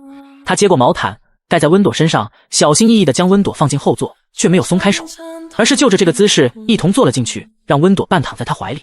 车厢内弥漫着皮革和雨水混合的气息，温朵能感觉到季怀深的胸膛在剧烈起伏，他的心跳声透过湿冷的衣料传来，又快又重。温朵抬头看着季怀深湿透的衣服，又看了看自己身上的毯子，挣扎着要将毯子掀开。季怀深摁住他乱动的手腕，声音里带着不容置疑：“别动，会冷。”温朵抿了抿唇，突然灵巧地从毯子边缘钻出一只手，迅速将毯子一角搭在季怀深肩上。“你也会冷啊？这毯子很大，我们一起盖。”“我不需要。”季怀深皱眉，将毯子重新围回他身上。“可是，没有可是。”他打断他，用毯子将他裹得更紧。“我体质比你好。”温朵却固执地抓住毯子边缘，两人在车厢后座展开一场无声的争夺战。最终，季怀深叹了口气，3下5除2用毯子将温朵裹成一个严严实实的毛毛虫，只露出一张巴掌大的小脸。“温朵，不盖就不盖，干嘛给他裹成这样？”温朵放弃挣扎，安静地靠在他胸前。透过车窗，路灯的光晕在雨后的街道上晕染开来，像是被打翻的颜料。他想起刚才在警局，季怀深那血肉模糊的拳头，还有他眼中令人心惊的暴力。那个总是西装革履、一丝不苟的济世总裁，竟然会失控到那种程度。他好像真的很喜欢自己。车子驶入别墅区时，温朵已经有些昏昏欲睡，惊吓过后的疲惫感席卷而来。他像只倦怠的猫般蜷缩在季怀深怀里，鼻尖萦绕着他身上混合着雨水与血腥的气息。他并没有感觉到不适，反而是很安心。直到从外面进入别墅中，温暖的气息让温朵睁开眼。到家了，温朵在他怀里动了动，声音软糯：“这回可以放我下来了吧？”季怀深的手臂纹丝不动，沉默地抱着。温朵眨了眨眼睛，不明白季怀深是什么意思。他就像一个雕塑一样，沉默地拥抱他。季怀深不可以在这里一直站着。他挣扎着从毯子里探出一只手，指尖轻轻戳了戳他的胸口。“我们身上都湿透了，得换衣服。”这句话终于让男人有了些反应。他低下头，黑曜石般的眸子里翻涌着温朵看不懂的情绪。他这才注意到他的睫毛还是湿漉漉的，不知是未干的雨水还是别的什么。一滴水珠悬在他纤长的睫毛上，将落未落。温朵鬼使神差的伸手，用拇指轻轻蹭去那滴水珠，指尖触到他眼睑的瞬间，季怀深的瞳孔猛地收缩，喉结滚动了一下。“你……”温朵刚要说话，季怀深却突然迈开步子，抱着他径直穿过客厅，踏上楼梯。他的步伐又急又快，温朵不得不闭嘴，认真搂住他的脖子，防止掉下去。季怀深抱着他，一直走到浴室门口才停下，将他放下来。温朵刚要进去，转头就看见季怀深直勾勾地盯着自己，没有要走的意思。温朵无奈地叹了口气：“你身上也湿了，也要去洗澡，不然会感冒的。你进去，我就去。”他的声音低沉而固执。温朵知道拗不过他，只好妥协地推开浴室门。就在门即将关上的瞬间，他透过缝隙看到季怀深依然站在原地，目光灼灼地盯着他，仿佛一眨眼他就会消失似的。他靠在门板上等了一会儿，外面却没有任何脚步声。温朵悄悄推开一条门缝，季怀深果然还站在原地，连姿势都没变过。“不是说我进去你就走吗？”温朵有些生气地瞪着他。季怀深的目光在他脸上流连，声音沙哑：“你洗澡，我就走。”温朵不知道他在打什么主意，但肯定不是好主意。温朵哼了一声，直接关上门，不理他了，径直进入浴室。浴室里的水声停了，温朵站在雾气氤氲的镜子前，指尖轻轻擦去镜面上的水汽。镜中的女孩脸颊泛着沐浴后的红晕，发梢还在滴水。她穿好睡衣，深吸一口气，推开了浴室的门。门外的景象让她呼吸一滞。季怀深就靠在墙边，深蓝色丝质睡衣勾勒出宽肩窄腰的轮廓。他的头发湿漉漉的滴着水，在衣领处阴开一片深色痕迹，看起来是急匆匆洗过。听到开门声，他立刻直起身子，黑曜石般的眸子锁住他，里面翻涌着温朵读不懂的情绪。第38章季怀深，你是抱抱怪吗？怎么总是要抱着我？你……温朵刚开口，就被拉入一个炽热的怀抱。季怀深的手臂像铁箍般收紧，将他牢牢禁锢在胸前。温朵的脸颊贴在他微凉的丝质睡衣上，能清晰地听到他胸腔里急促的心跳声。季怀深，他忍不住轻笑，声音闷在他胸口：“你是抱抱怪吗？怎么总是要抱着我？”他没有反驳，而是闷闷地应了一声，将脸埋在他散发着沐浴露香气的颈窝里，深深吸了一口气。温朵的心突然软得一塌糊涂，这样的季怀深太罕见了，像褪去所有锋芒，像个缺乏安全感的大男孩。他轻轻转身，抬手环住他精瘦的腰身，指尖触到睡衣下紧绷的肌肉时，明显感觉到季怀深身体一震。“我真的没事了。”他轻声说。季怀深的手臂收紧了些。“那能不能松开我？”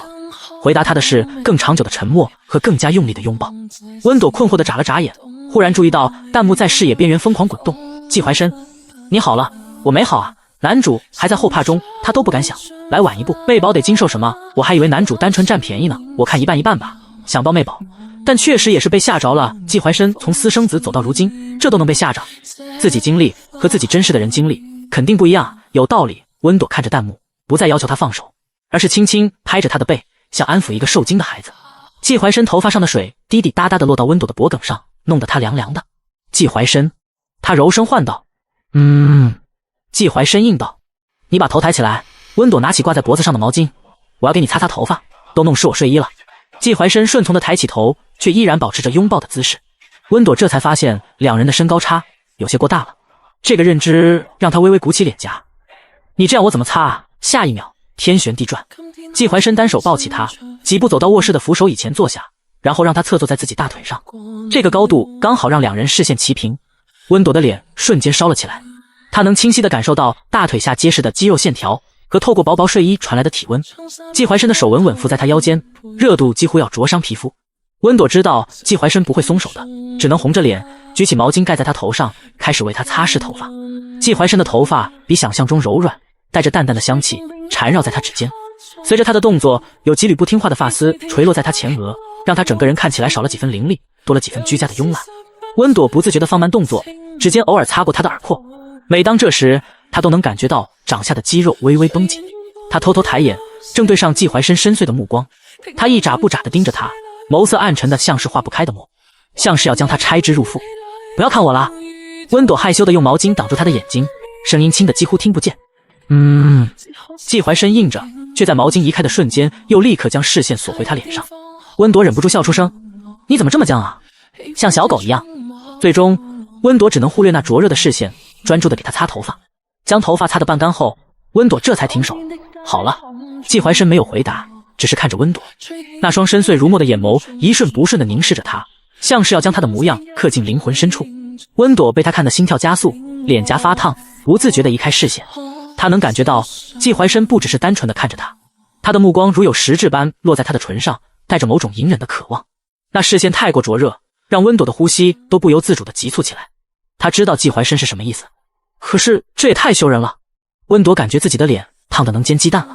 咕噜噜，就在这时，一阵不合时宜的声音从他腹部传来。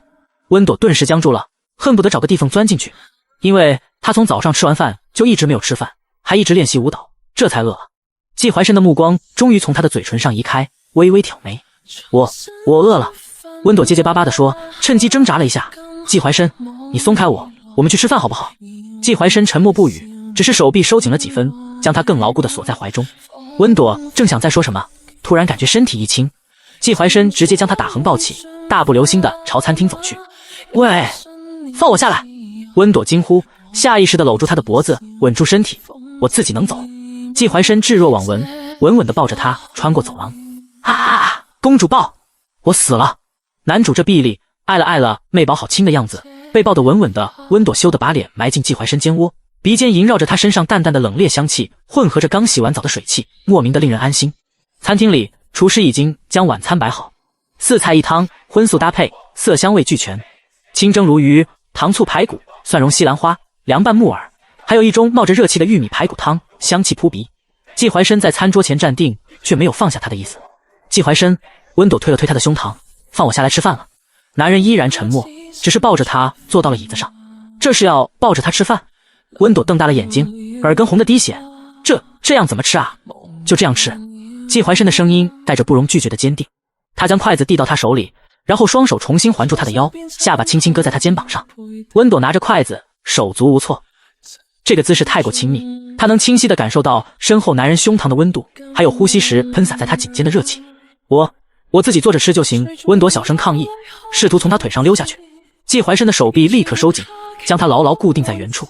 他微微抬头，凑近他耳边，声音里带着一丝罕见的脆弱：“让我抱着吧。”那语气竟有几分委屈和恳求，像只害怕被抛弃的大型犬。温朵咬了咬下唇，沉默许久，终于妥协。就这一次，弹幕立刻炸开了锅。男主撒娇了，奥斯喽，妹宝心软了，好甜好甜，这谁顶得住啊？季总居然会撒娇，季总，你终于开窍了啊！温朵红着脸，努力忽略身后紧贴的热源，夹了一块鲈鱼送入口中，鱼肉鲜嫩，入口即化，但他却食不知味。季怀深的存在感太强了，他的呼吸，他的体温，还有那环在他腰间的手，都让他无法集中注意力。第39章亲这里，我就同意。温朵机械地咀嚼着口中的米饭，时不时偷偷抬起眼帘瞥向身后的季怀深。男人依旧维持着那个姿势，双臂环着他的腰，下巴轻轻搁在他肩膀上。那双漆黑如墨的眼眸一瞬不瞬地盯着他，目光灼热的几乎要在他脸上烧出一个洞来。你不吃吗？温朵忍不住开口问道。季怀深摇摇头，目光依然粘在他脸上，连睫毛都没眨一下。温朵的视线不自觉地飘向视野边缘疯狂滚动的弹幕。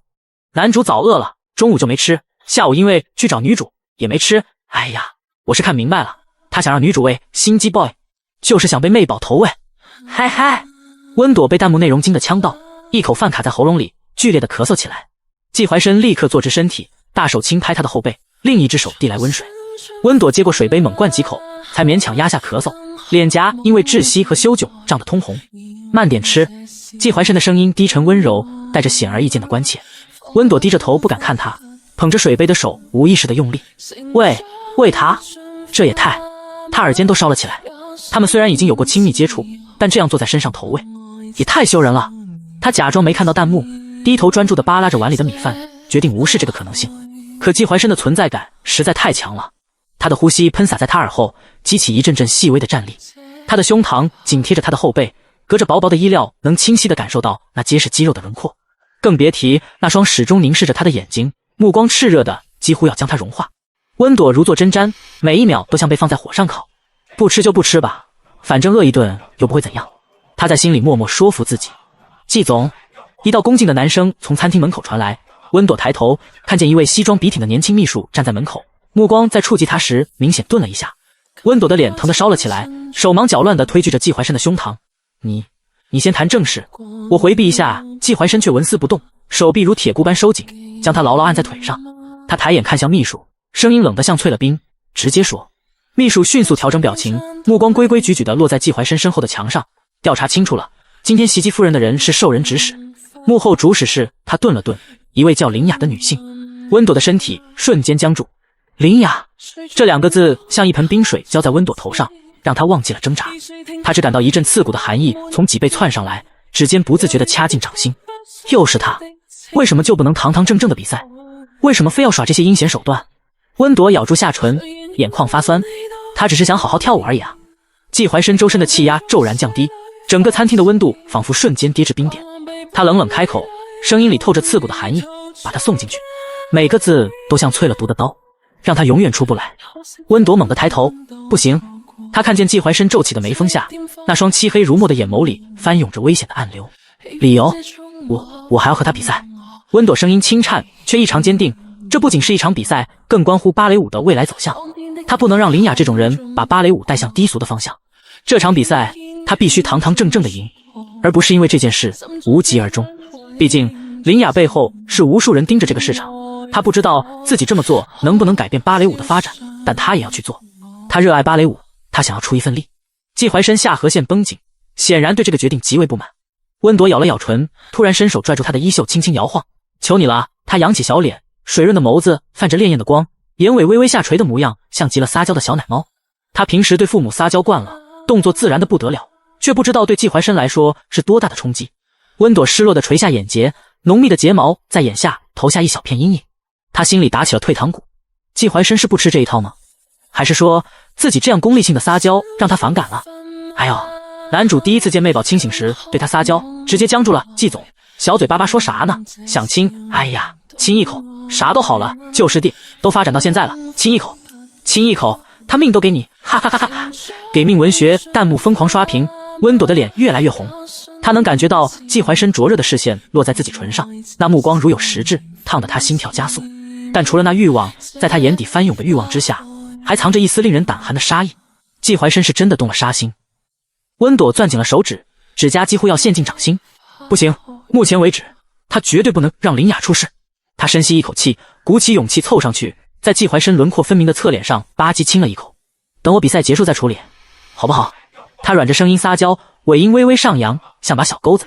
季怀深浑身一震，眼底的暗潮几乎要将人吞噬。他猛地收紧手臂，温朵整个人都贴在了他坚实的胸膛上。隔着薄薄的衣料，他能清晰地感受到对方剧烈的心跳。哇哇哇，妹宝真的亲了！哎，怎么亲脸呢？亲嘴啊！亲都亲了，直接亲嘴，一步到位啊！温朵羞到耳尖都要滴血了。亲脸已经是他的极限了好吗？更让他难为情的是，他能清晰地感觉到身下某处明显的变化。这个家伙怎么这么容易救？这个认知让他整个人都烧了起来，连脖梗都泛起了粉色。不够。季怀深突然开口，修长的手指点了点自己形状完美的薄唇，声音沙哑的不像话：亲这里，我就同意。第40章刚才的吻不及格。温朵瞪大眼睛，难以置信地望着眼前这个得寸进尺的男人，水润的眸子里满是羞愤。他不敢相信这个男人居然当着外人的面提出这种要求。季怀深却好整以暇地迎上他的视线，一副不达目的誓不罢休的模样。啊，男主太会了，这谁顶得住啊？妹宝快亲，我们等不及了。弹幕疯狂滚动，温朵攥紧了手指，他知道自己逃不过这一劫了。这个霸道的男人从来都是说到做到。那你闭上眼睛，他声如文瑞地要求道。季怀深唇角微勾，顺从地合上眼帘。浓密的睫毛在灯光下投下一小片阴影，让他凌厉的轮廓难得显出几分柔和。温朵深吸一口气，纤长的睫毛剧烈颤抖着，他像只即将赴死的小动物，视死如归般向前倾身，柔软的唇瓣轻轻贴上他的唇，如同蜻蜓点水，一触即离。即使是这样敷衍的亲吻，季怀深也满意地勾起唇角。他睁开眼，看见温朵已经羞得整个人都要冒烟了，红晕从脸颊一直蔓延到脖梗，在灯光下泛着诱人的粉色。先收集证据。季怀深转头对秘书吩咐，等比赛结束再处理。是。秘书始终低着头，快步退出餐厅，临走时还不忘轻轻带上门。关门声让温朵如梦初醒。天啊，他竟然忘记这里还有其他人了。刚才那一幕全被外人看见了。他羞愤欲死，一头扎进季怀深怀里，额头抵着他坚实的胸膛，死活不肯抬头。害羞了。头顶传来男人低沉的嗓音，带着明显的笑意。谁害羞了？温朵嘴硬道，声音闷在他胸口，却连耳尖都红透了。季怀深低笑一声，胸腔的震动传递到他脸上。他收紧环在他腰上的手臂，另一只手抚上他滚烫的脸颊，轻轻抬起他的下巴。温朵被迫仰起脸，正对上他深邃的眼眸，那里面翻涌的情绪让他心头一颤，是担忧，是后怕，还有浓得化不开的占有欲。男人突然拖着他的后脑勺，在他光洁的额头上落下一个轻柔的吻。那就别再遇到危险了。他声音极轻，却重若千钧。温朵怔了怔，他是在害怕今天的事情重演，害怕他再次受伤。这个认知让他眼眶一热，心脏像是被一只无形的手轻轻攥住。他不由自主地伸手环住他的腰，将脸埋进他颈窝。他轻轻点头，声音带着鼻音。突然觉得心里酸酸胀胀的。他真的好喜欢自己啊，那自己是不是也要多喜欢他一点？温朵正想着，就感觉到季怀深的视线一直落在自己身上，并且他用拇指仔细地轻轻抚过他的唇瓣。温朵抬起头，有些疑惑，不明白季怀深摸他的嘴唇做什么。只见他眼眸深邃，声音沙哑，刚才的吻不及格。温朵温朵的抗议还没说出口，就被男人突如其来的吻堵了回去。不同于温朵刚才那个蜻蜓点水般的触碰，这个吻来势汹汹，却又缠绵至极。温朵下意识的推拒，双手抵在他坚实的胸膛上，但季怀深仿佛早有预料，一手扣住他的后脑，一手揽住他纤细的腰肢，将他整个人压向自己，搂得更紧。他的舌尖轻巧地撬开他的牙关，长驱直入，霸道地攫取他每一寸甜美。渐渐的，温朵的抵抗变成了顺从，他搭在他胸前的手不知不觉攥紧了他的衬衫，指节泛着粉色。季怀深察觉到他的变化，吻得更加温柔缱绻，像是在品尝世间最珍贵的佳酿。餐厅里安静的只剩下两人交错的呼吸声。温朵感觉自己像是被卷入了一个甜蜜的漩涡，理智被一点点抽离。他的心跳快的几乎要冲出胸腔，耳边全是血液奔流的轰鸣。当季怀深终于放开他时，温朵整个人都软在了他怀里。他的嘴唇微微红肿，泛着水光，眼里蒙着一层雾气，双颊绯红，这才叫接吻。季怀深满意地看着自己的杰作，拇指再次抚过他湿润的唇瓣，眼底尽是艳足。温朵这才如梦初醒，羞恼地捶了他一下。你太过分了。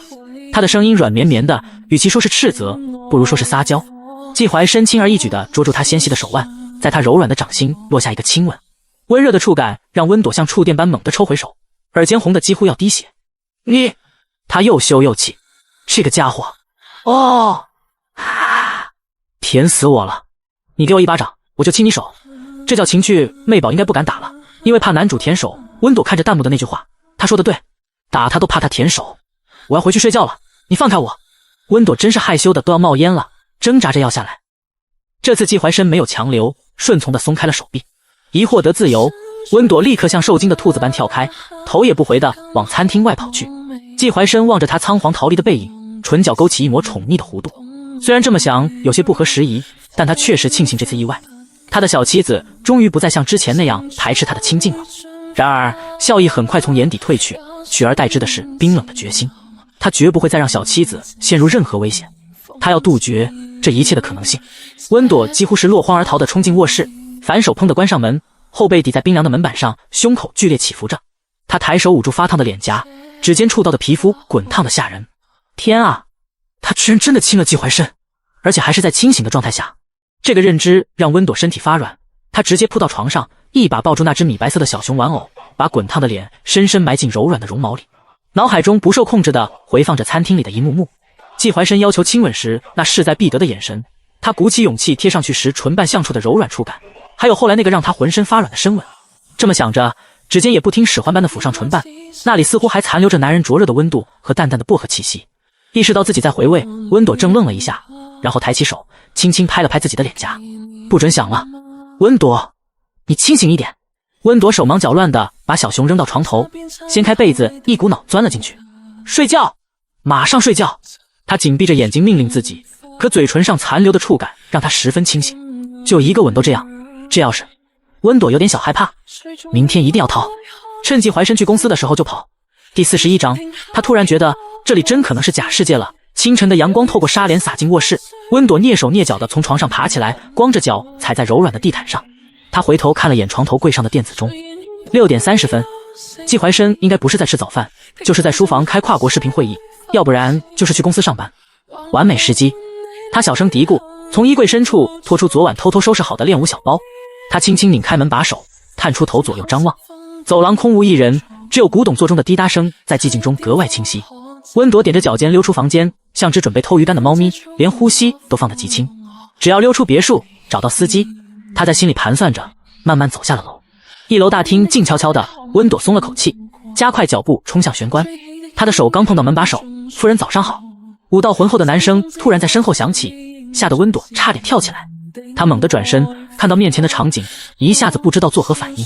只见5个身高近2米的彪形大汉站在了他面前，清一色的黑色西装，肌肉几乎要撑破布料。温朵傻眼了，不知道这几个人站在这里是什么意思。哎，这几个保镖啥意思啊？我记得原剧情里是控制女主，不让女主逃跑的吧？这剧情发展也不太对啊，就因为那件事，男主就要囚禁媚宝了。再看看吧。温朵看着弹幕，又看了看这几个虎背熊腰的壮汉，一时间不知道说什么好。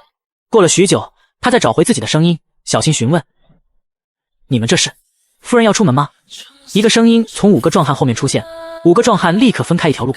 温朵看着来人，是季怀深。温朵也不管自己是不是要偷偷溜出去了，愣愣的点点头，指了指他们这是做什么？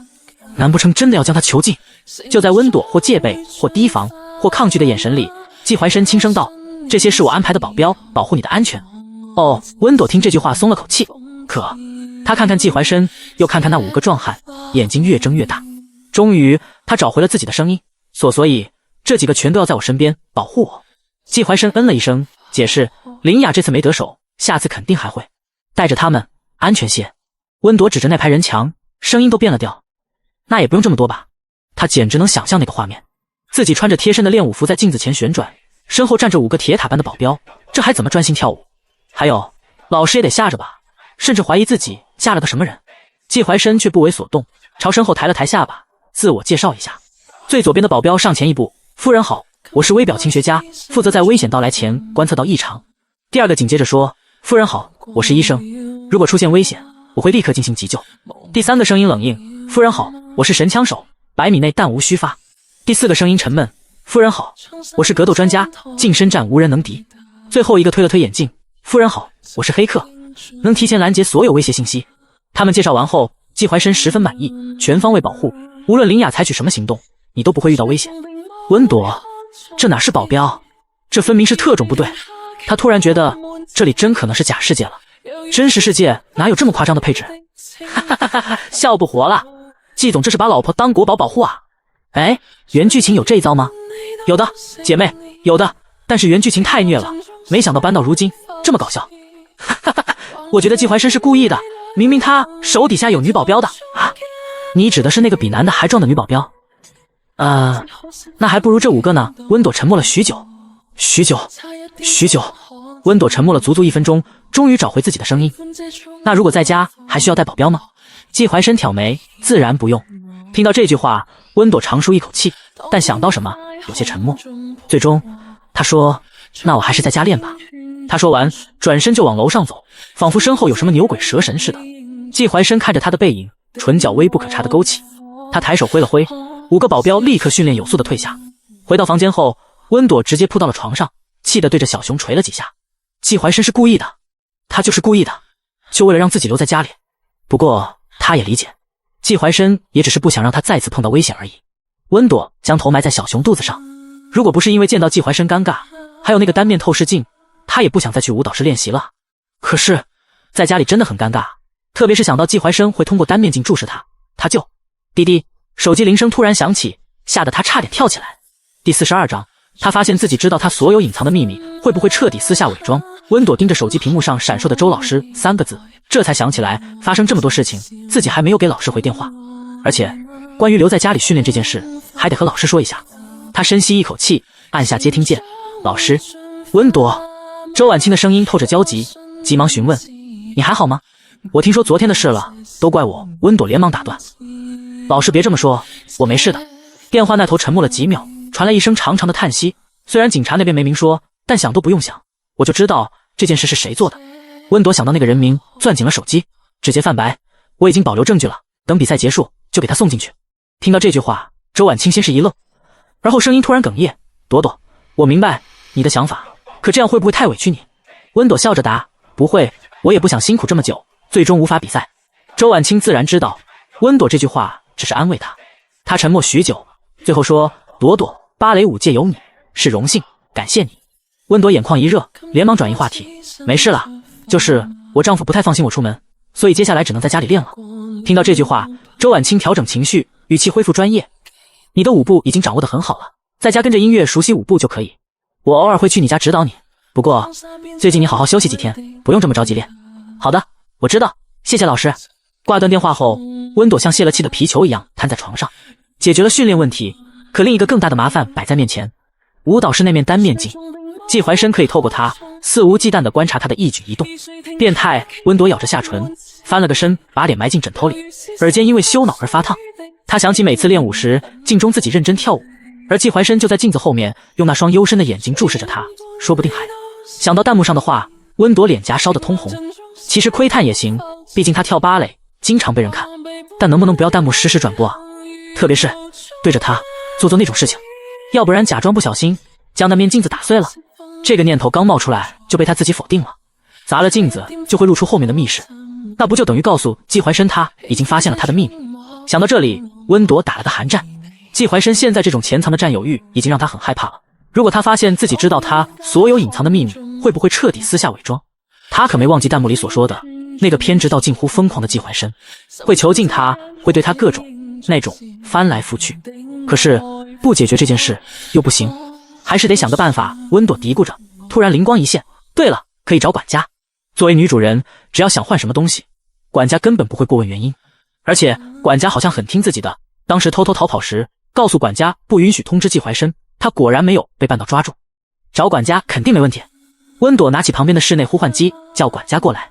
没一会儿，咚咚，管家的声音从门外响起：“夫人，你有什么吩咐？”温朵拉开门，看着面前的管家，探头看了看周围，季怀深应该不在。温朵松了口气，努力让自己的声音听起来自然：“那个舞蹈室的镜子有点花了，能不能换一个？”管家的表情微妙地变化了一下，不过很快重归平静，回答：“夫人，镜子近期已经换过了。”换过了？温朵瞪大眼睛：“什么时候？”在您和江小姐出去游玩的时候。温朵的心跳漏了一拍，抓紧询问：“谁让换的？”管家：“是先生。”温朵有些不敢置信，季怀深为什么主动要换镜子了？难道他察觉到自己发现了？还是说这只是巧合？又或者他想通了，觉得这么偷窥太变态了？哦，好的，你去忙吧，我去练习室看看。温朵这么说着，走出门，朝着练习室走去。推开练习室的门，那面巨大的落地镜依然静静地立在原地，看起来和以前没什么不同。温朵小心翼翼地靠近，伸手触碰冰凉的镜面。真的换过了吗？他喃喃自语，突然想起网上好像有检测单面镜的方法。温朵立刻掏出手机搜索如何辨别单面镜，屏幕上立刻跳出几种方法。